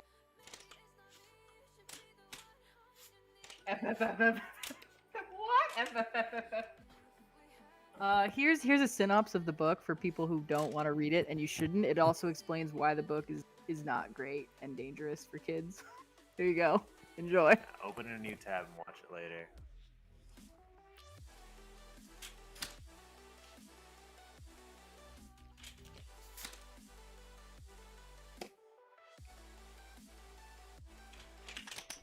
Annie's watched that video. That's a good video. Also, I'll send for Moon Kitty any day. Press X to respect furries. Yeah, no. I don't respect myself. What, you think I have any sense of dignified decency? I don't You gotta love yourself. No, but internet told me to have self-hatred. That's how I get internet points. That wasn't the internet. That was growing up the way we did. You right. I hear Viva Pinata was. Yeah, press X to respect furries and E to hate. I'll press Y. Y is great. Because, like, the thing is, like, when people are like, my immediate thought when people are like, furries deserve to be respected is like, well, why? Just act like it. We're not like some persecuted group. Or at least, not in college and stuff. Hey, Lumi! I think at the very least, people deserve to not be disrespected. Yeah, just like, Just Be polite. chill. Let people, Be courteous. Let people like things. that is true. Remember when Keemstar started making fun of furries and everybody was just like, dude, why are you scraping the bottom of the barrel? Oh damn. Oh my god, so Odd Ones Out made a tweet saying, roast me, and I replied, why? You already went to a furry con all by yourself. And he retweeted it, and that one went pretty viral. Nice. That was pretty Yeah, good. you're right. Why did he go to a furry con by himself? He didn't, but... Yeah, he did. Well, I mean, he roomed with people. I mean, he's friends with one of my friends. He was there. He was there to fursuit and drink and hang out. He went to a furry con. No. He went to a furry con the reasons most people go to a furry con. Right, exactly. People can't be like, he did it for the lols. Yes, some furries do it for the lols. It's like, well, holy shit, that's what furries go to furry conventions for. We do it for the... I have a fursona. I went to a furry con and I bought a fursuit, ironically. Yeah, you did. All right, buddy. I mean, it's just fun. It is what it is. He's dating a furry. He has a fursuit. It's like a very You got a very expensive fursuit. Hey, he got a nice one. Yeah. It's cute, too. It's cute as shit. Oh, it's so cute. It would honestly be really funny to get, like, James on one of these streams at some point for, like, no other reason than I want to draw Chip as, like, a Were-piñata. I think that'd be really fun. You can ask him. I'll ask him. The worst that you can say is no, which is probably what's going to happen, but whatever. You I'll don't know ask. that. I'll ask somebody to ask him. I'll ask him myself. I don't need, I have a way to message. I also want to play Among Us with them, so I'm gonna message them anyway. Hey, do you and your partner want to play Among Us with me? I would... Ruby, we need to play Among Us. I know we need to play Among Us so bad. I'm shit at the... I'm pretty shit at the game, I'll be honest. But I don't care. That game is so much fun. I'm not normally like a gaming person, but I enjoy the shit out of that game. And Clocky, we gotta watch you play Titanfall tomorrow. Or Sunday. Sunday, but Yeah. I want to play Among Us with you guys. I'm Yeah. always bad at it. I love, like, when we kicked you, like, I love your response. Clocky, why aren't you the imposter? And your first response is like, I'm fucking dumb. You think I know how to play this game? See, I'm really good, but I don't like being the imposter. Shit. I have a Discord server. Somebody asked, Ruby, can anyone join your Discord server? And yes, anyone can, but I will warn you, I am never on it. Like, I will check it eventually. It's on my Twitter if anybody wants it. How the fuck am I supposed to do all these stripes and No, bits? just do creative liberty. Like, it doesn't need to be accurate. Just go full. Oh yeah, you're right. All right, let's pull up those Mata Ors pots. Yeah, bring up the pot and do whatever you want. Cool. Let's go back down to 10 pixels. So I'm thinking this one. Let's go in here. When you draw me as a piñata, I want my arm ripped off. Like, my arm is carrying my candy is just leaking out. Just shoveling it like back into your mouth, just eating. Eating my own arm. Just like some sort of gremlin. I'm a rainbow piñata. Andy's a dignified piñata. Andy is a dignified piñata. This is like way too. This is like a really, really deep black. I'm gonna lighten it a little bit. I always do that for black characters. Like when I draw Zill, it's like a dark gray. We're gonna go to blue, and then we're gonna turn it down to right there, just so that I can see it. All right, how? Damn, you don't need money to play Among Us. It's Well, yeah, it's free on your phone. Really? Yeah. So how you play it? What? You play it on your phone, or you play it on PC? I mostly play it on my phone. But like when I play with friends, I go on the PC because it's way easier to chat and stuff. But like going to bed, playing Among Us, it's on my phone. Thing is, you get like a really quick ad at the end of every game, super quick that you can exit out almost right away, so they can make money off of it. I just spent the $5 and I wanted the pet too, so.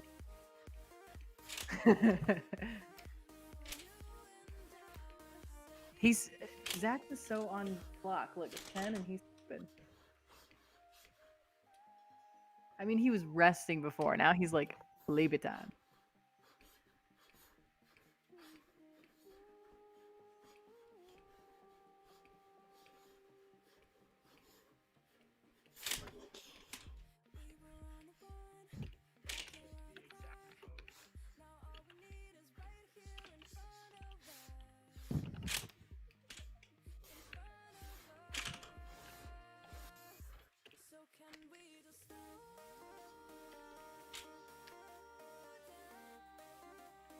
How do I want to do this?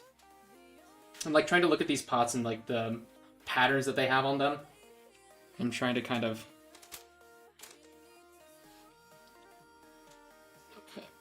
Zill, do you draw with a mouse? I think you do. Yeah, no, I draw with the mouse totally. To be fair, like some of my favorite artists draw with a mouse. Black Bolt Alliance was mostly drawn with a mouse first time around. Yeah. No, I don't draw with the mouse. I draw with the Wacom Cintiq 16. But good artists don't let their materials hinder them. That's like the thing I've learned very quickly. That's so if there true. is a will, there is a way. And some of the stuff that people have made some of the most gorgeous artwork on is impressive. Heather the Eagle, some of his first animations were done on a Microsoft Surface Pro. I mean, pottery is a really good example. That shit is dirt. You're making dirt into art. Yeah. Jib Cody started on like a crap top Dell from 2007. So. I know. I like those MSN Paint artists from the DeviantArt days. Those people were incredible. I hated the excuse when people were like, oh, I'm just waiting to get my Wacom tablet. Don't wait. Never wait. Yeah, and like the best tool that you have is your goddamn pencil and paper. It's like I can still all of the sketches for Inktober that I've done that look super professional, those are all inked line work. That's all inked line work. I love inking with traditional ink.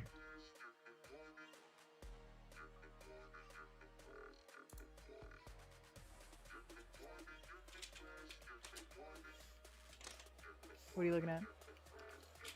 He's in an Oreo. No, I'm wondering what. Oh, this. Oh. It could be a piece of Pocky too. Yeah, I did do that. Thanks. All right, let's see. Yeah. No. Cloggy's a raccoon. Oh. Zill is a skunk.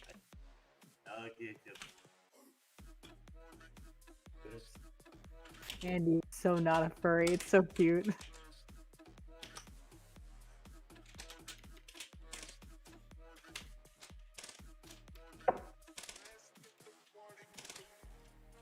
Skunk, absolutely.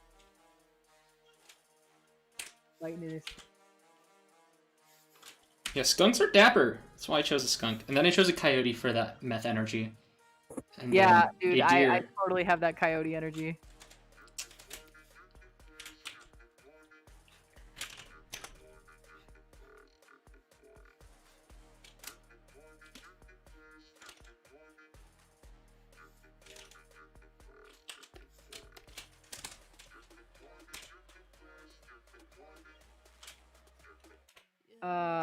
Hold on.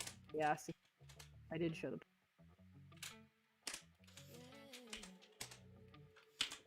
Somebody telegrammed me saying that they want to see the pot I was talking about. Here it is again. Pot? Oh wait, that was the wrong. That was wrong.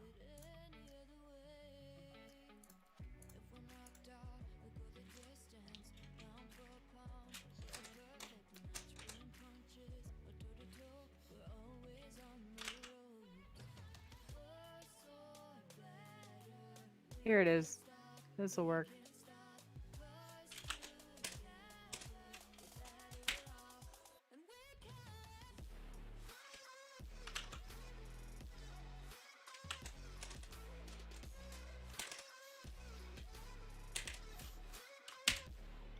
I want to make this a fursuit so bad. This one? This design, yeah.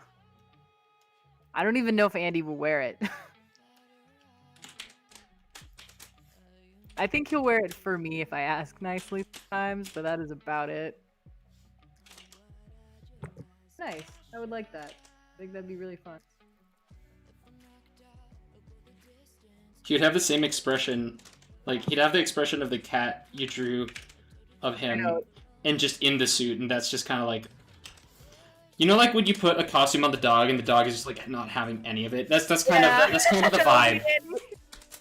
Put on King, and I thought that was like really fun, being like a flamboyant German Shepherd.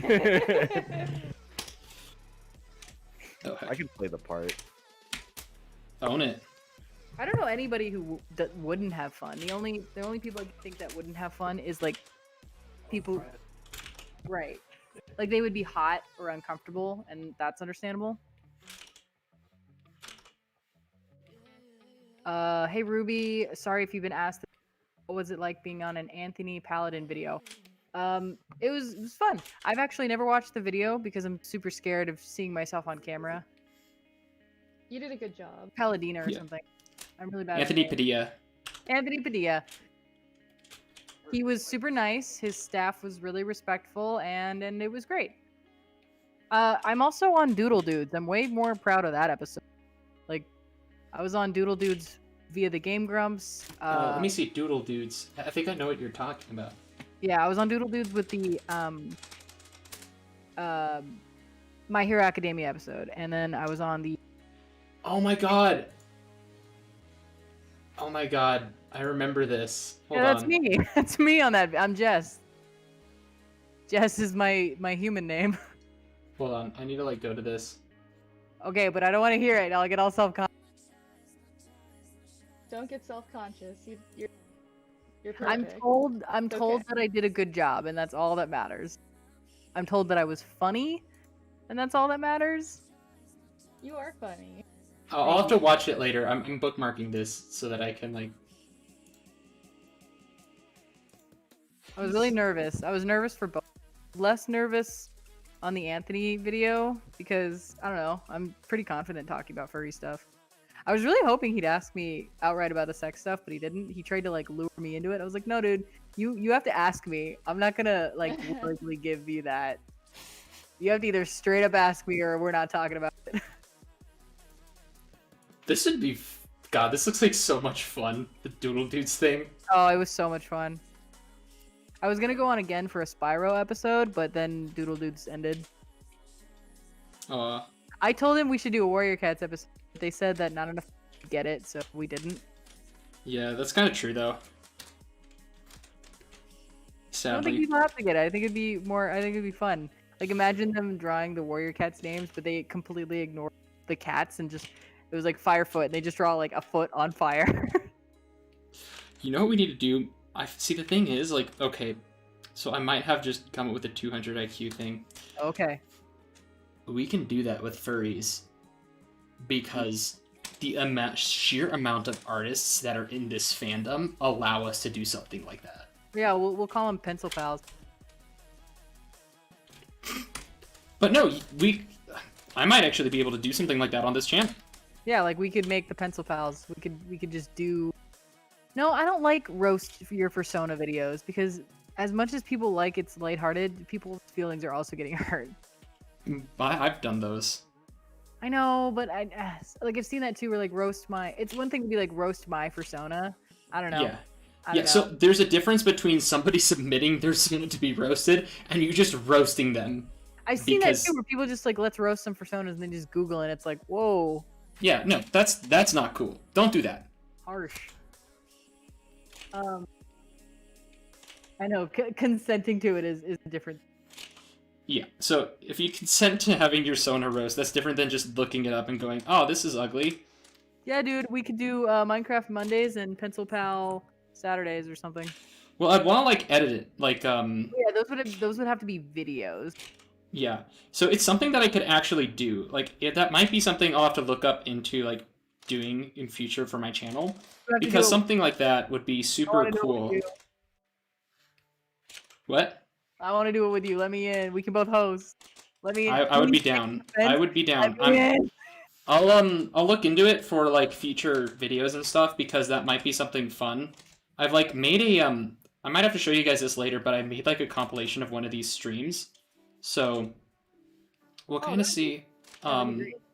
It's like a really old one, but it's still like a compilation. So I'll show you guys that and kind of see what you guys think.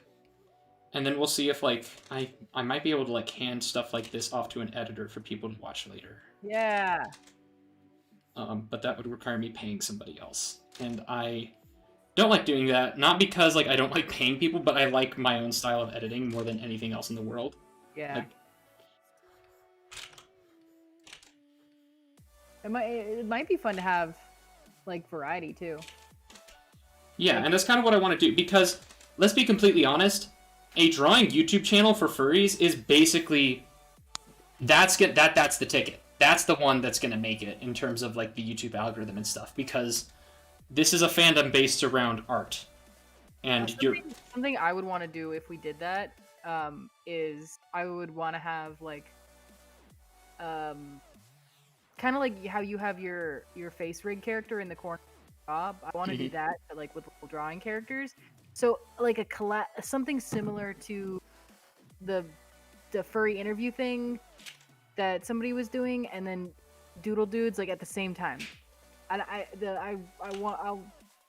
I'll link in the chat the furry one because I don't like this guy and I don't want to advertise stuff, but I want to do this but better. All right. Well, we can talk about that afterwards because once I'm graduated, I'm basically gonna take a year off. Because God knows trying to find a job in this economy is going to be difficult as shit. Oh, terrifying. I don't know. God, all I'm thinking about is bottom gear.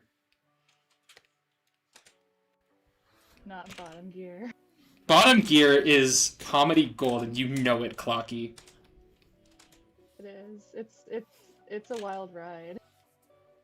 Jits, welcome to bottom gear. Ruby, have you ever watched Top Gear? No, I haven't, but I've like heard of it, or at least I used to.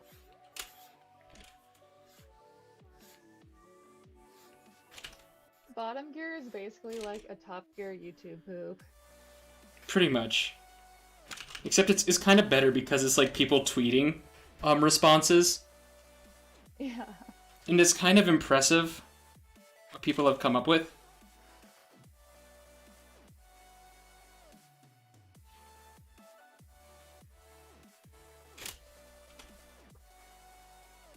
Question: where should I get a PC from? Just a random question. You should build your own. Yeah. PC part picker. And then watch some videos on like proper builds. Or just Because- like get a friend to build one. Yeah, get a friend to help you. Get a tech savvy friend to help you. Yes, and like Andy said, pay them for their labor. Highly recommend. I built my own PC and I'm as dumb as a bag of bricks. Anyone can do it. It's way cheaper too. It's Yeah. cheaper. It's more powerful. And you have more fun because then you like if something breaks, you know how to fix it or what you need because you'll be able to tell what's bottlenecking. And that's really helpful. I want to be a furry YouTuber in the far future. Any tips? Start now. Yeah, just start. Start. Just make a video. Yeah, just do it. Do Learn as many- Premiere. Learn Premiere. You don't need to do it in the far future. Do it now. Yeah. I mean, you could do. Like, what do you want to do like on YouTube? Like, okay, so when we mean start, like, know what you want to do first. I don't even think that. Because you can change it up. Like if I Yeah. make Warrior Cats videos and decide I don't want to do this, I'll just stop doing that. Yeah, but like, start. yeah, I just wish I start. started 3 years ago, and here. Like, learn the editing skills too. Like, you'll just learn on the way. But yeah, learn the editing software. That's also helpful. Oh my god, I'm trying to learn Illustrator right now, and I hate my. What, Illustrator? Yeah, Yo, Illustrator fucking sucks. I know, but I need to know it to make Warrior Cats. Why? Because so many of the Warrior Cats artists like finish editing in Adobe Illustrator. Does Adobe Illustrator or Animate? Adobe Illustrator. Really? There's an animation software in Illustrator? Oh my god, there's so. Are you sure it's not After Effects? Oh, it is After Effects. Okay, well that's also still pretty hard. Yes, I'm thinking of. I need to learn both. I'm working on After Effects right now. Illustrator also sucks. Yeah, After Effects has a little bit more. I find it more intuitive. But basically, all of your knowledge comes from tutorials. Hey, how much of a donation to get you to take a break and both watch Bottom Gears on stream? Bottom Gears. $50 to my PayPal. I don't know, maybe like $5. Who said that? Andrew Wordrum. Oh. Surprisingly not Bucky. Yeah, I was like, is it Bucky? It's fucking Bucky. But it's not.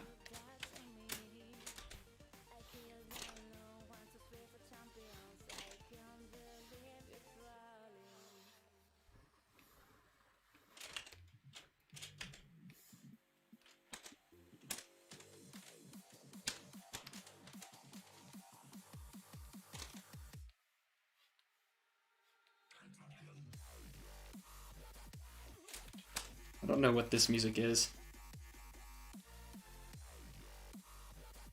I can't hear the music. Rip. Andy. Andy likes what you're doing with the tail. He said it looks like razor blades. Looks like what? Looks like razor blades. Hell yeah, got that edge factor coming in. Edgy boy. Yeah, but doing like drawing challenges and stuff is something I'd really love to like do with the channel.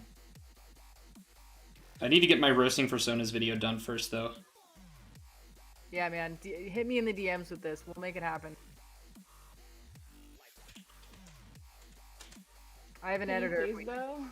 He's like 120 per video, I think. I can also edit it myself too. Yeah, but we don't have to. But I want to. I like editing. I like finding like the comedic paces and stuff. It's just it takes a while. I don't know how to do that. Edit it. I'm so bad at it. It bores the crap out of me. I want to be able to like it because I want to make more content. It's less that I like the process and more like I like the finished result. Like I love being able to like find that golden moment and edit it in a way to like make it comedic. because there's certain like theories I take when I'm editing my stuff, where it's like, yeah, okay, so this is kind of how I edit this. This is how I edit these sections, and it's very specific. It's a very specific editing style. Because I actually like I go with kind of thought process of less is more, which means it takes less time, but also is kind of a little bit more honest. It's weird to explain. Like, I'm not discounting people who like put a shit ton of editing into their stuff. That takes talent, and if you do it right, it looks really good. But I just can't do that. I like there's a style of editing I really channel that kind of has my favorite the Evan and Caitlin channel. I really like that editing. It's just enough, but every now and then there's a fun trick in there that video. I don't know. I really like it much. It's little. It just elevates it so much for me.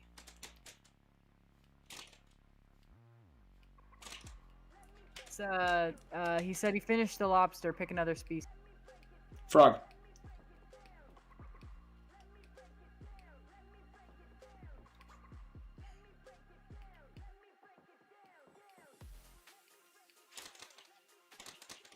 Oh my god, I love what you're doing with the tail. This is really cool. Yeah. I feel like when this piñata cracks, it, like, shatter. Like, he has a paper outside, but his... Oh, that is gorgeous looking. It's glass. He's got a glass interior. It's just... Razor blades come out instead of candy. No! I don't like that. That's a Halloween nightmare. Trick or treat, bitch.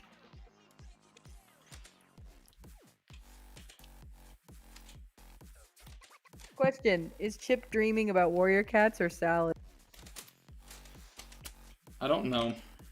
Warrior cats, of course. If they're having a nightmare, it's salads.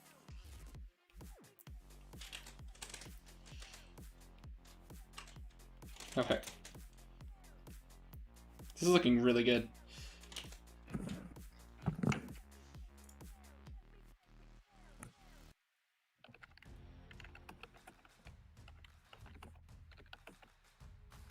Oh, this style? It required a lot of tweening. Shit.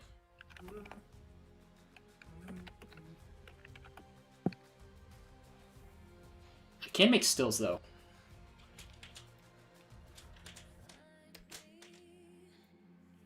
I'm trying to think. I'm looking up, like, the types of decay as well, because we were on the subject of necrosis.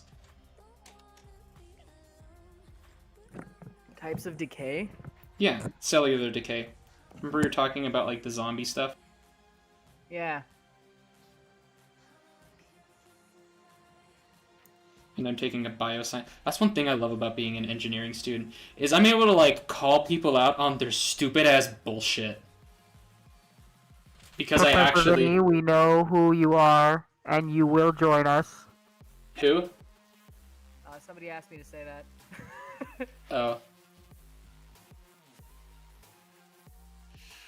But it's great because, like, if somebody's like, wind power is, like, one of the least efficient and most expensive types of power in the continental United States, it's like, no, that is literally the exact opposite of what wind is. Like, if you could have gotten, like, if you were taking an exam on this, you would have failed. You would have failed so spectacularly, you would question that you were even qualified to be in this class. That's how wrong you are. Like, stuff like that. Yeah, wind energy. It's the cheapest it's just the cheapest energy source in the entire continental United States. I mean, doesn't it take a lot of space?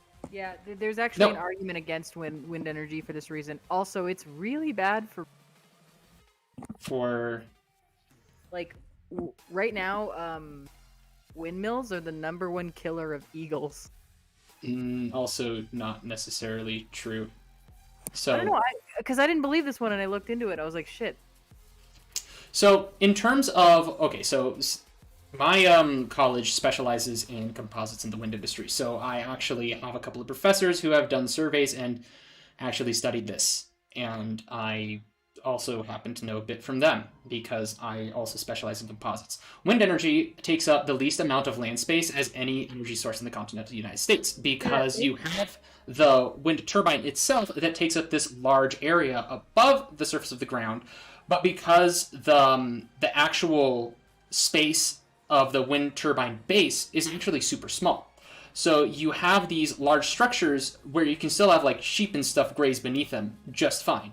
Unlike on a solar farm where you have to allocate a lot of space out, a steam plant where you have to allocate a lot of space out, wind actually takes up the least amount of space. It looks like it. You can't have like sheep and stuff graze under them because it's too dangerous. Because and oftentimes they do. If one goes haywire, then.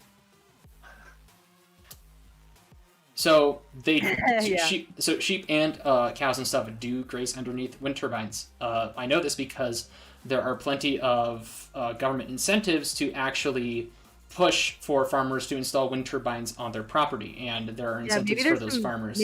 Maybe there's some state by state things because I used to drive from Arizona to California a lot. There's like there's a big wind field in between them, and I don't know which state I'm in when I'm driving past it. But that one, you're not allowed to enter it at all. Yeah, but in terms of wildlife impact, you still have wildlife that's able to live pretty cohesively under those wind turbines. Now, in terms of birds, this is the big one that people get. My professor was on a wind site in northern Montana where a bunch of biologists were actually studying the effects of wind on bird species. Their conclusions were that there were 3 deaths of birds in a year at that specific wind location. One of them was a individual who brought a dead eagle into the wind turbine farm and placed it on the ground to take a picture of it, which is not only wrong, but considering it's a bald eagle, is super, super illegal. And basically the biologist spotted them and he hightailed it out of there in his pickup truck. The second one was a bird that died of natural causes. And the third one, the biologist actually hit with their car. Wow. So that's the data. Cancel the biologist. So that's what I know. There might be more information out there, but that's currently what I know. Bird migration is something that you do need to take into account when putting up wind.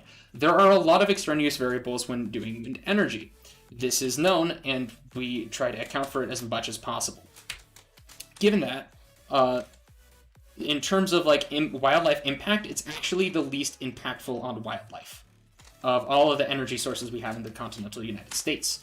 Hydro stops a lot of fish from going upstream. Solar takes up just a shit ton of space and makes a lot of the space underneath solar panels not habitable. Wind doesn't really do that. The time when wind does actually kill birds is when installing them. You basically have rafting on top of these wind turbines, and birds generally, like birds of prey, will stay on them while they're being manufactured. And the turbines are also turning during that. So when you have a spot where the birds can rest, which on turbines in normal circumstances don't, you have this issue where birds of prey will actually rest on the turbines and get hit by them when they're looking for small animals on the ground. Once they're fully manufactured, this isn't really much of an issue because, just like with telephone wires, birds are smart enough to know when they can see something. So, it's not, I wouldn't say it's a non-issue. I don't have enough information, but from the knowledge that I do have, it's not as much of an issue as other aspects of wind energy. Sorry if I went on a little rant there, but like environmental impacts is a huge thing with renewables, and there's a lot of misinformation about it. Well, it's important to talk about and interesting. Yeah. And I think one of the other things to like talk about is like, okay, so wind is impacting birds. Is this more of an impact than, say, pushing a lot of CO2 into the atmosphere with coal-fired plants? Is this more of an issue than doing nuclear? Is this more of an issue than the fracking that destroys the environment? It's kind of like, yeah, it exists, but what are we comparing it to? There's that aspect as well. What's more of an issue with wind is the unpredictability of wind, because you can't predict when it's going to blow as much as you can, say, with solar. It's a little bit more unpredictable when it comes to actual generation.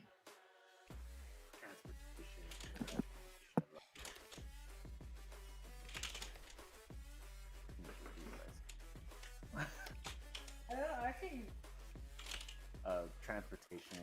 transportation for energy. We're talking about the power grid and transmission system, because that is woefully out of date everywhere in the continental United States, except for Texas. But Texas kind of runs off of their own thing. Texas is always running off their own thing.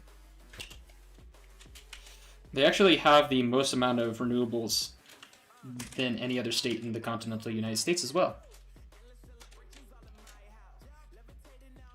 Which is kind of...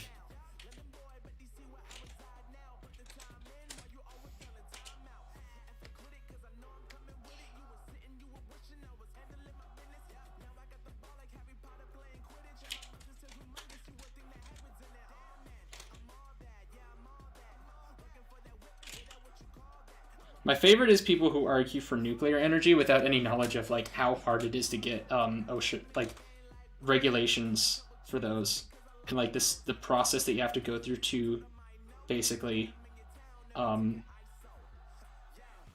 get a plant up and running. It's a intensive process, and very good reason for it to be intensive. The potential positives by nuclear, and the argument is there. For nuclear? Yeah. Alright, mind if I hear them real quick? If you what?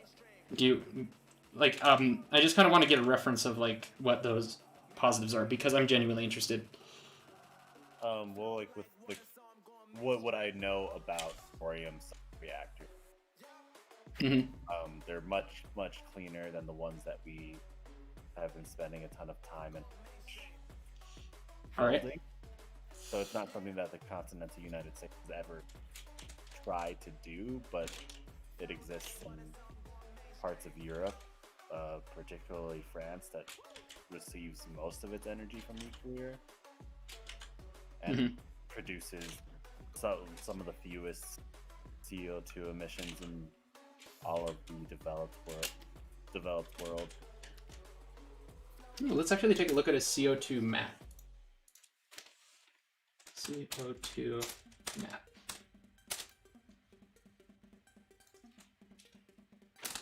Because that's that'd be kind of cool to look at. Because there's actually maps of the world.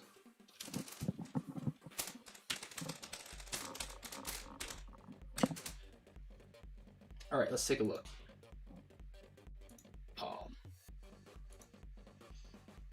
So let's take a look. CO2 world map, carbon dioxide. All right. No, that's right. I'm looking at that. So this is a CO2 map of 2010. So that should give you a good reference of kind of what you're looking at in terms of production. So France is all right in comparison to the rest of the developed world, or on par with a lot of it. If you look at square mile, like a lot of the Western United States is almost better than France. Huh. But this is from 2010, so there might have been some changes. We also got a 2018. That's probably like the latest that these surveys would have come out. Let's take a look.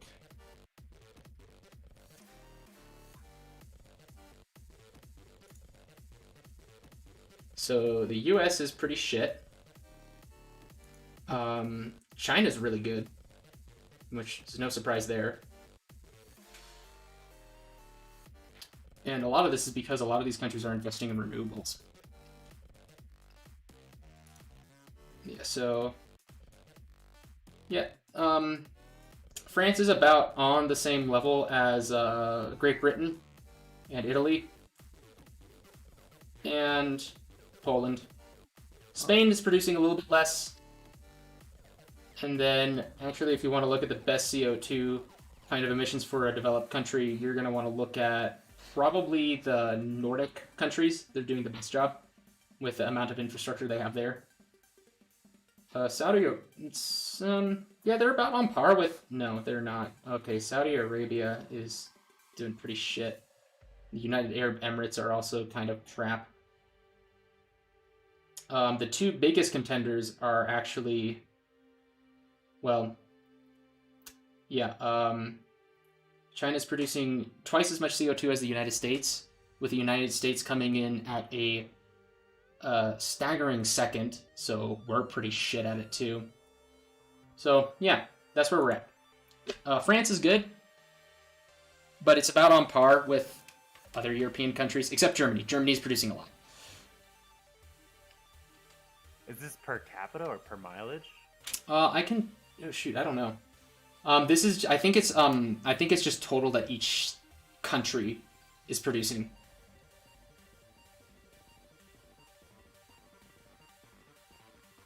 Yeah, I think that's the case. Sorry we're going on this. CO2 emissions map 2018. All right, let's see. Global Carbon Atlas. Let's take a look. Okay, got it. Let's see. Yeah, I think it's megatons, so I think it's... Is this per unit MTCO2? MTCO2. What is that measurement of? Carbon dioxide equivalent metric tons of carbon dioxide. So yeah, it's just total. It's not per capita. It's just the total that each country is producing. Okay. And that does matter, like when you're doing these measurements and stuff, because you can vastly mess with the numbers to go in your favor with stuff like this. So it is important to kind of keep in mind what measurements you have, because with the renewable energies, there's a lot of measurements used. There's watts per meter squared, there's thermal generation. Watts per meter squared is kind of what I use in my labs and stuff, just because it's the easiest, that metric equivalent. But you can do it in megatons as well, which is what I was just looking at when looking at that graph. There's a lot. It's a lot of interpreting data and data crunching. Right. And kind of... You also have to take the fact that China's density density population is far greater than the U.S. is. Yeah, and if we want to actually look at good examples of building up infrastructure for renewables, China is doing an excellent job of that. I'm not saying they're doing an excellent job of other things, because they most certainly are not.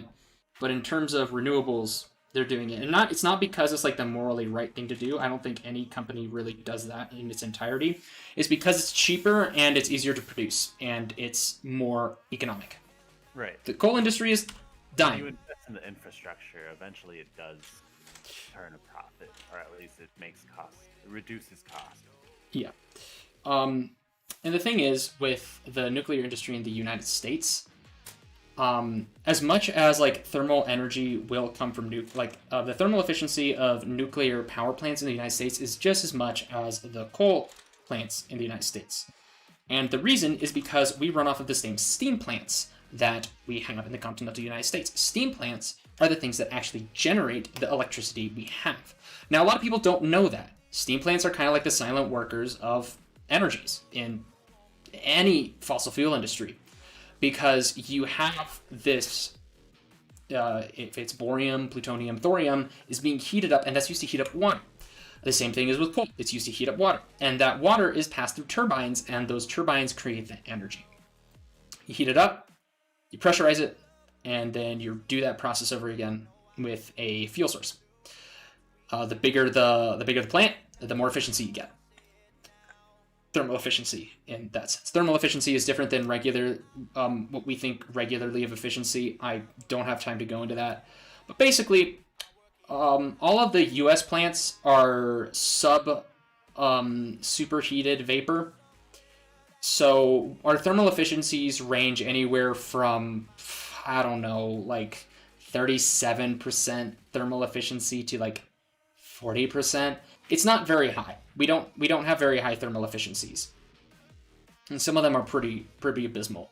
And it's because we don't have that super heated or super fluid vapor style turbines that is the cause for a lot of energy loss. So if you have a superheated or a superheated vapor power plant, you're able to get like 45% efficiency in some cases. Or is it 49? I don't know.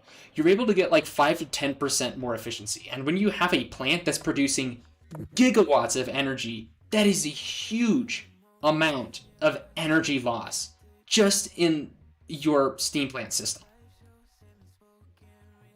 So that's one of the reasons why we don't have nuclear. The other reason is sourcing a lot of these materials is very, very expensive.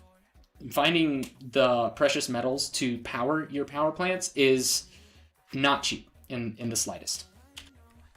And then the refinement process is expensive, if not more expensive.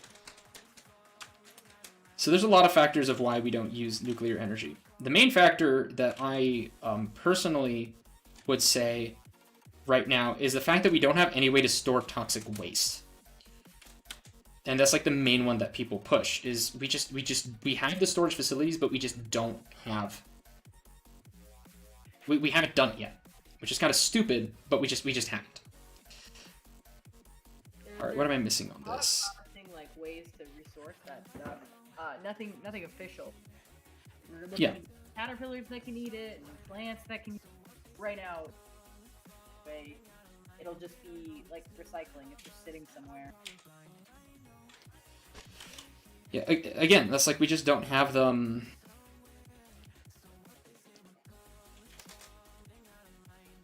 We don't have the resources to do that. And also, it's freaking expensive.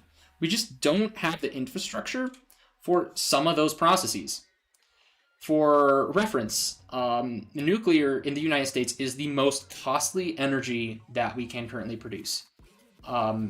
It basically goes, least expensive is wind, second least expensive is solar, the third least expensive is natural gas, third least expensive is coal or hydro, and then the most expensive is nuclear.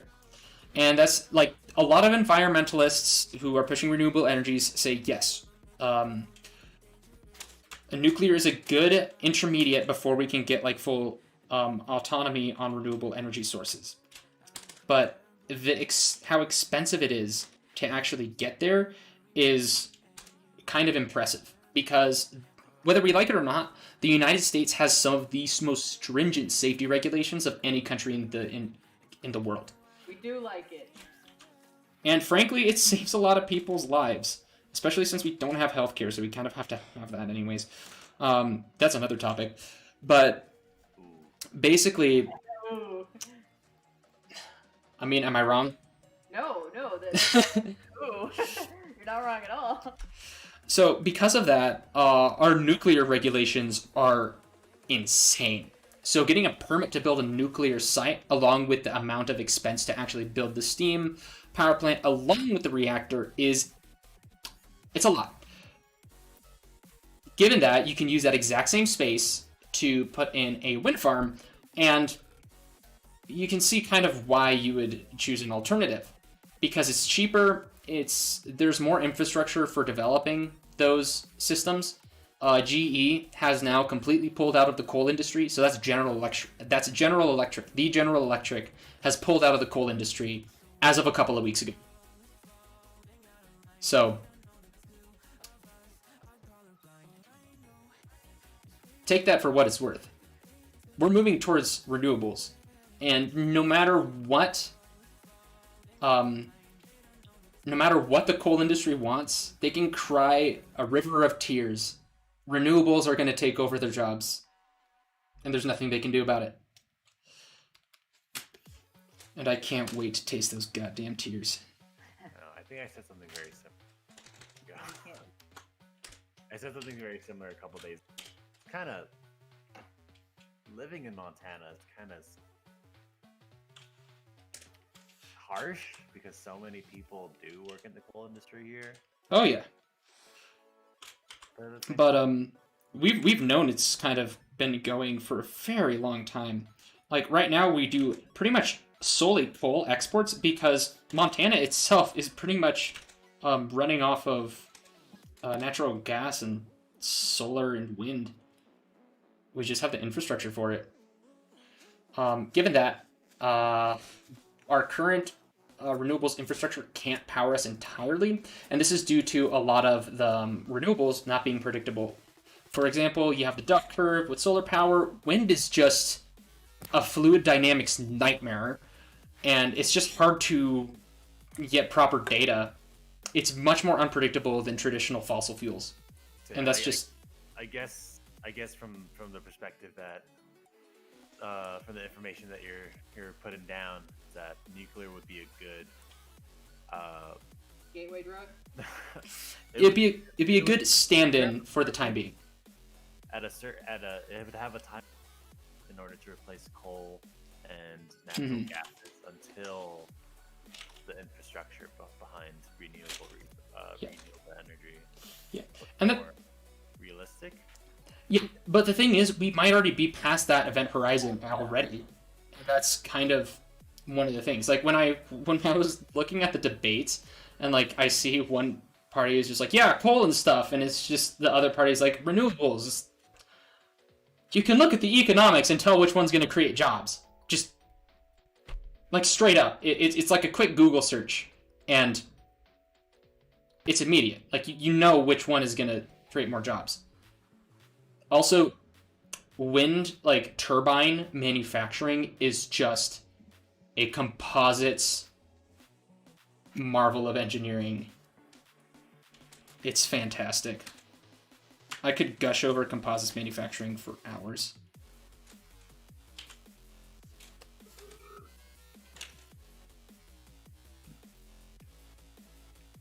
Like the deformation curve of wind turbines is so cool.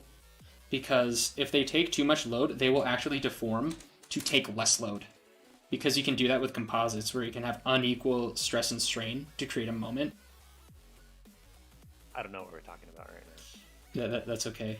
I'm nerding out over stuff that literally no one else will nerd out about. Oh shit! I need to write my composites code. Heck.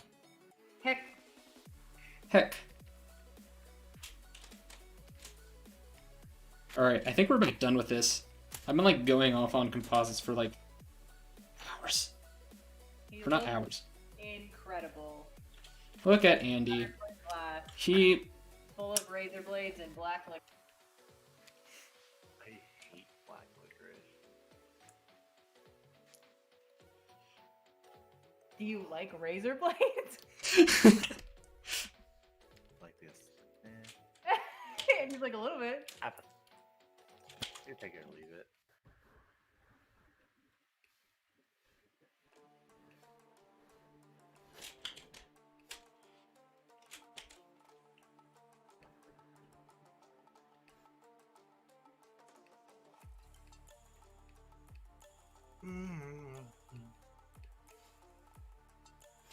There we go. What do you think, I think that's a pretty good Were-piñata. Oh my god, it's incredible. No, it's the ceramic designs. Yeah. Okay. Because the type of pottery we're nerding out about is Mexican pottery. Yeah. Put like a little crack in his tail, like just a little hole. Hold on. I need to text Dimby and see if he's coming on.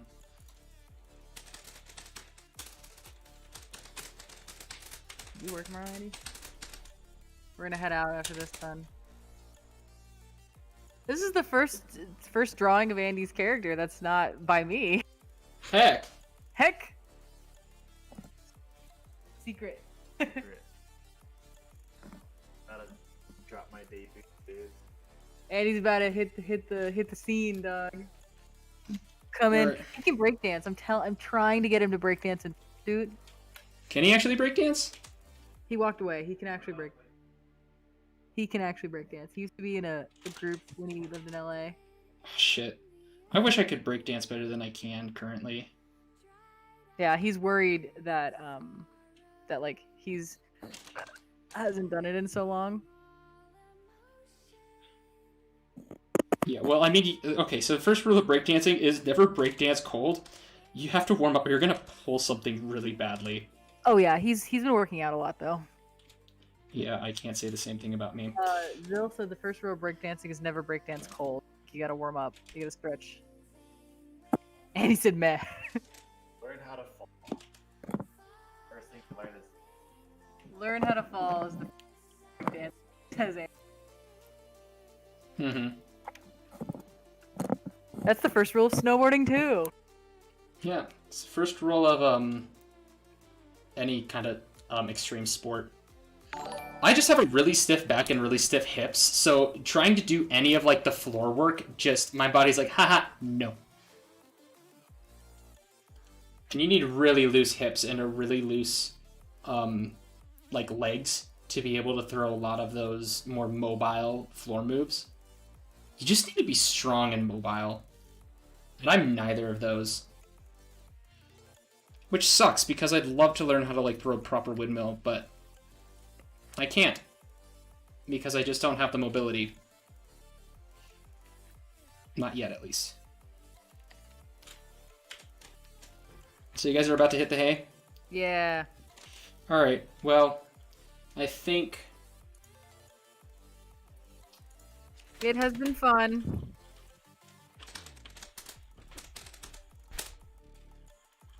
Well, Dingy can't get on. That's okay. So we're gonna actually end this stream right now because, well, I think it's time to end because we don't really have anyone else on, and that is a good place to stop. It's actually a good time to stop too.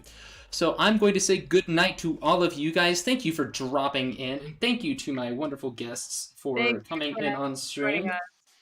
Yeah. So, Bye, Buster. bye everybody. I hope you have a wonderful night.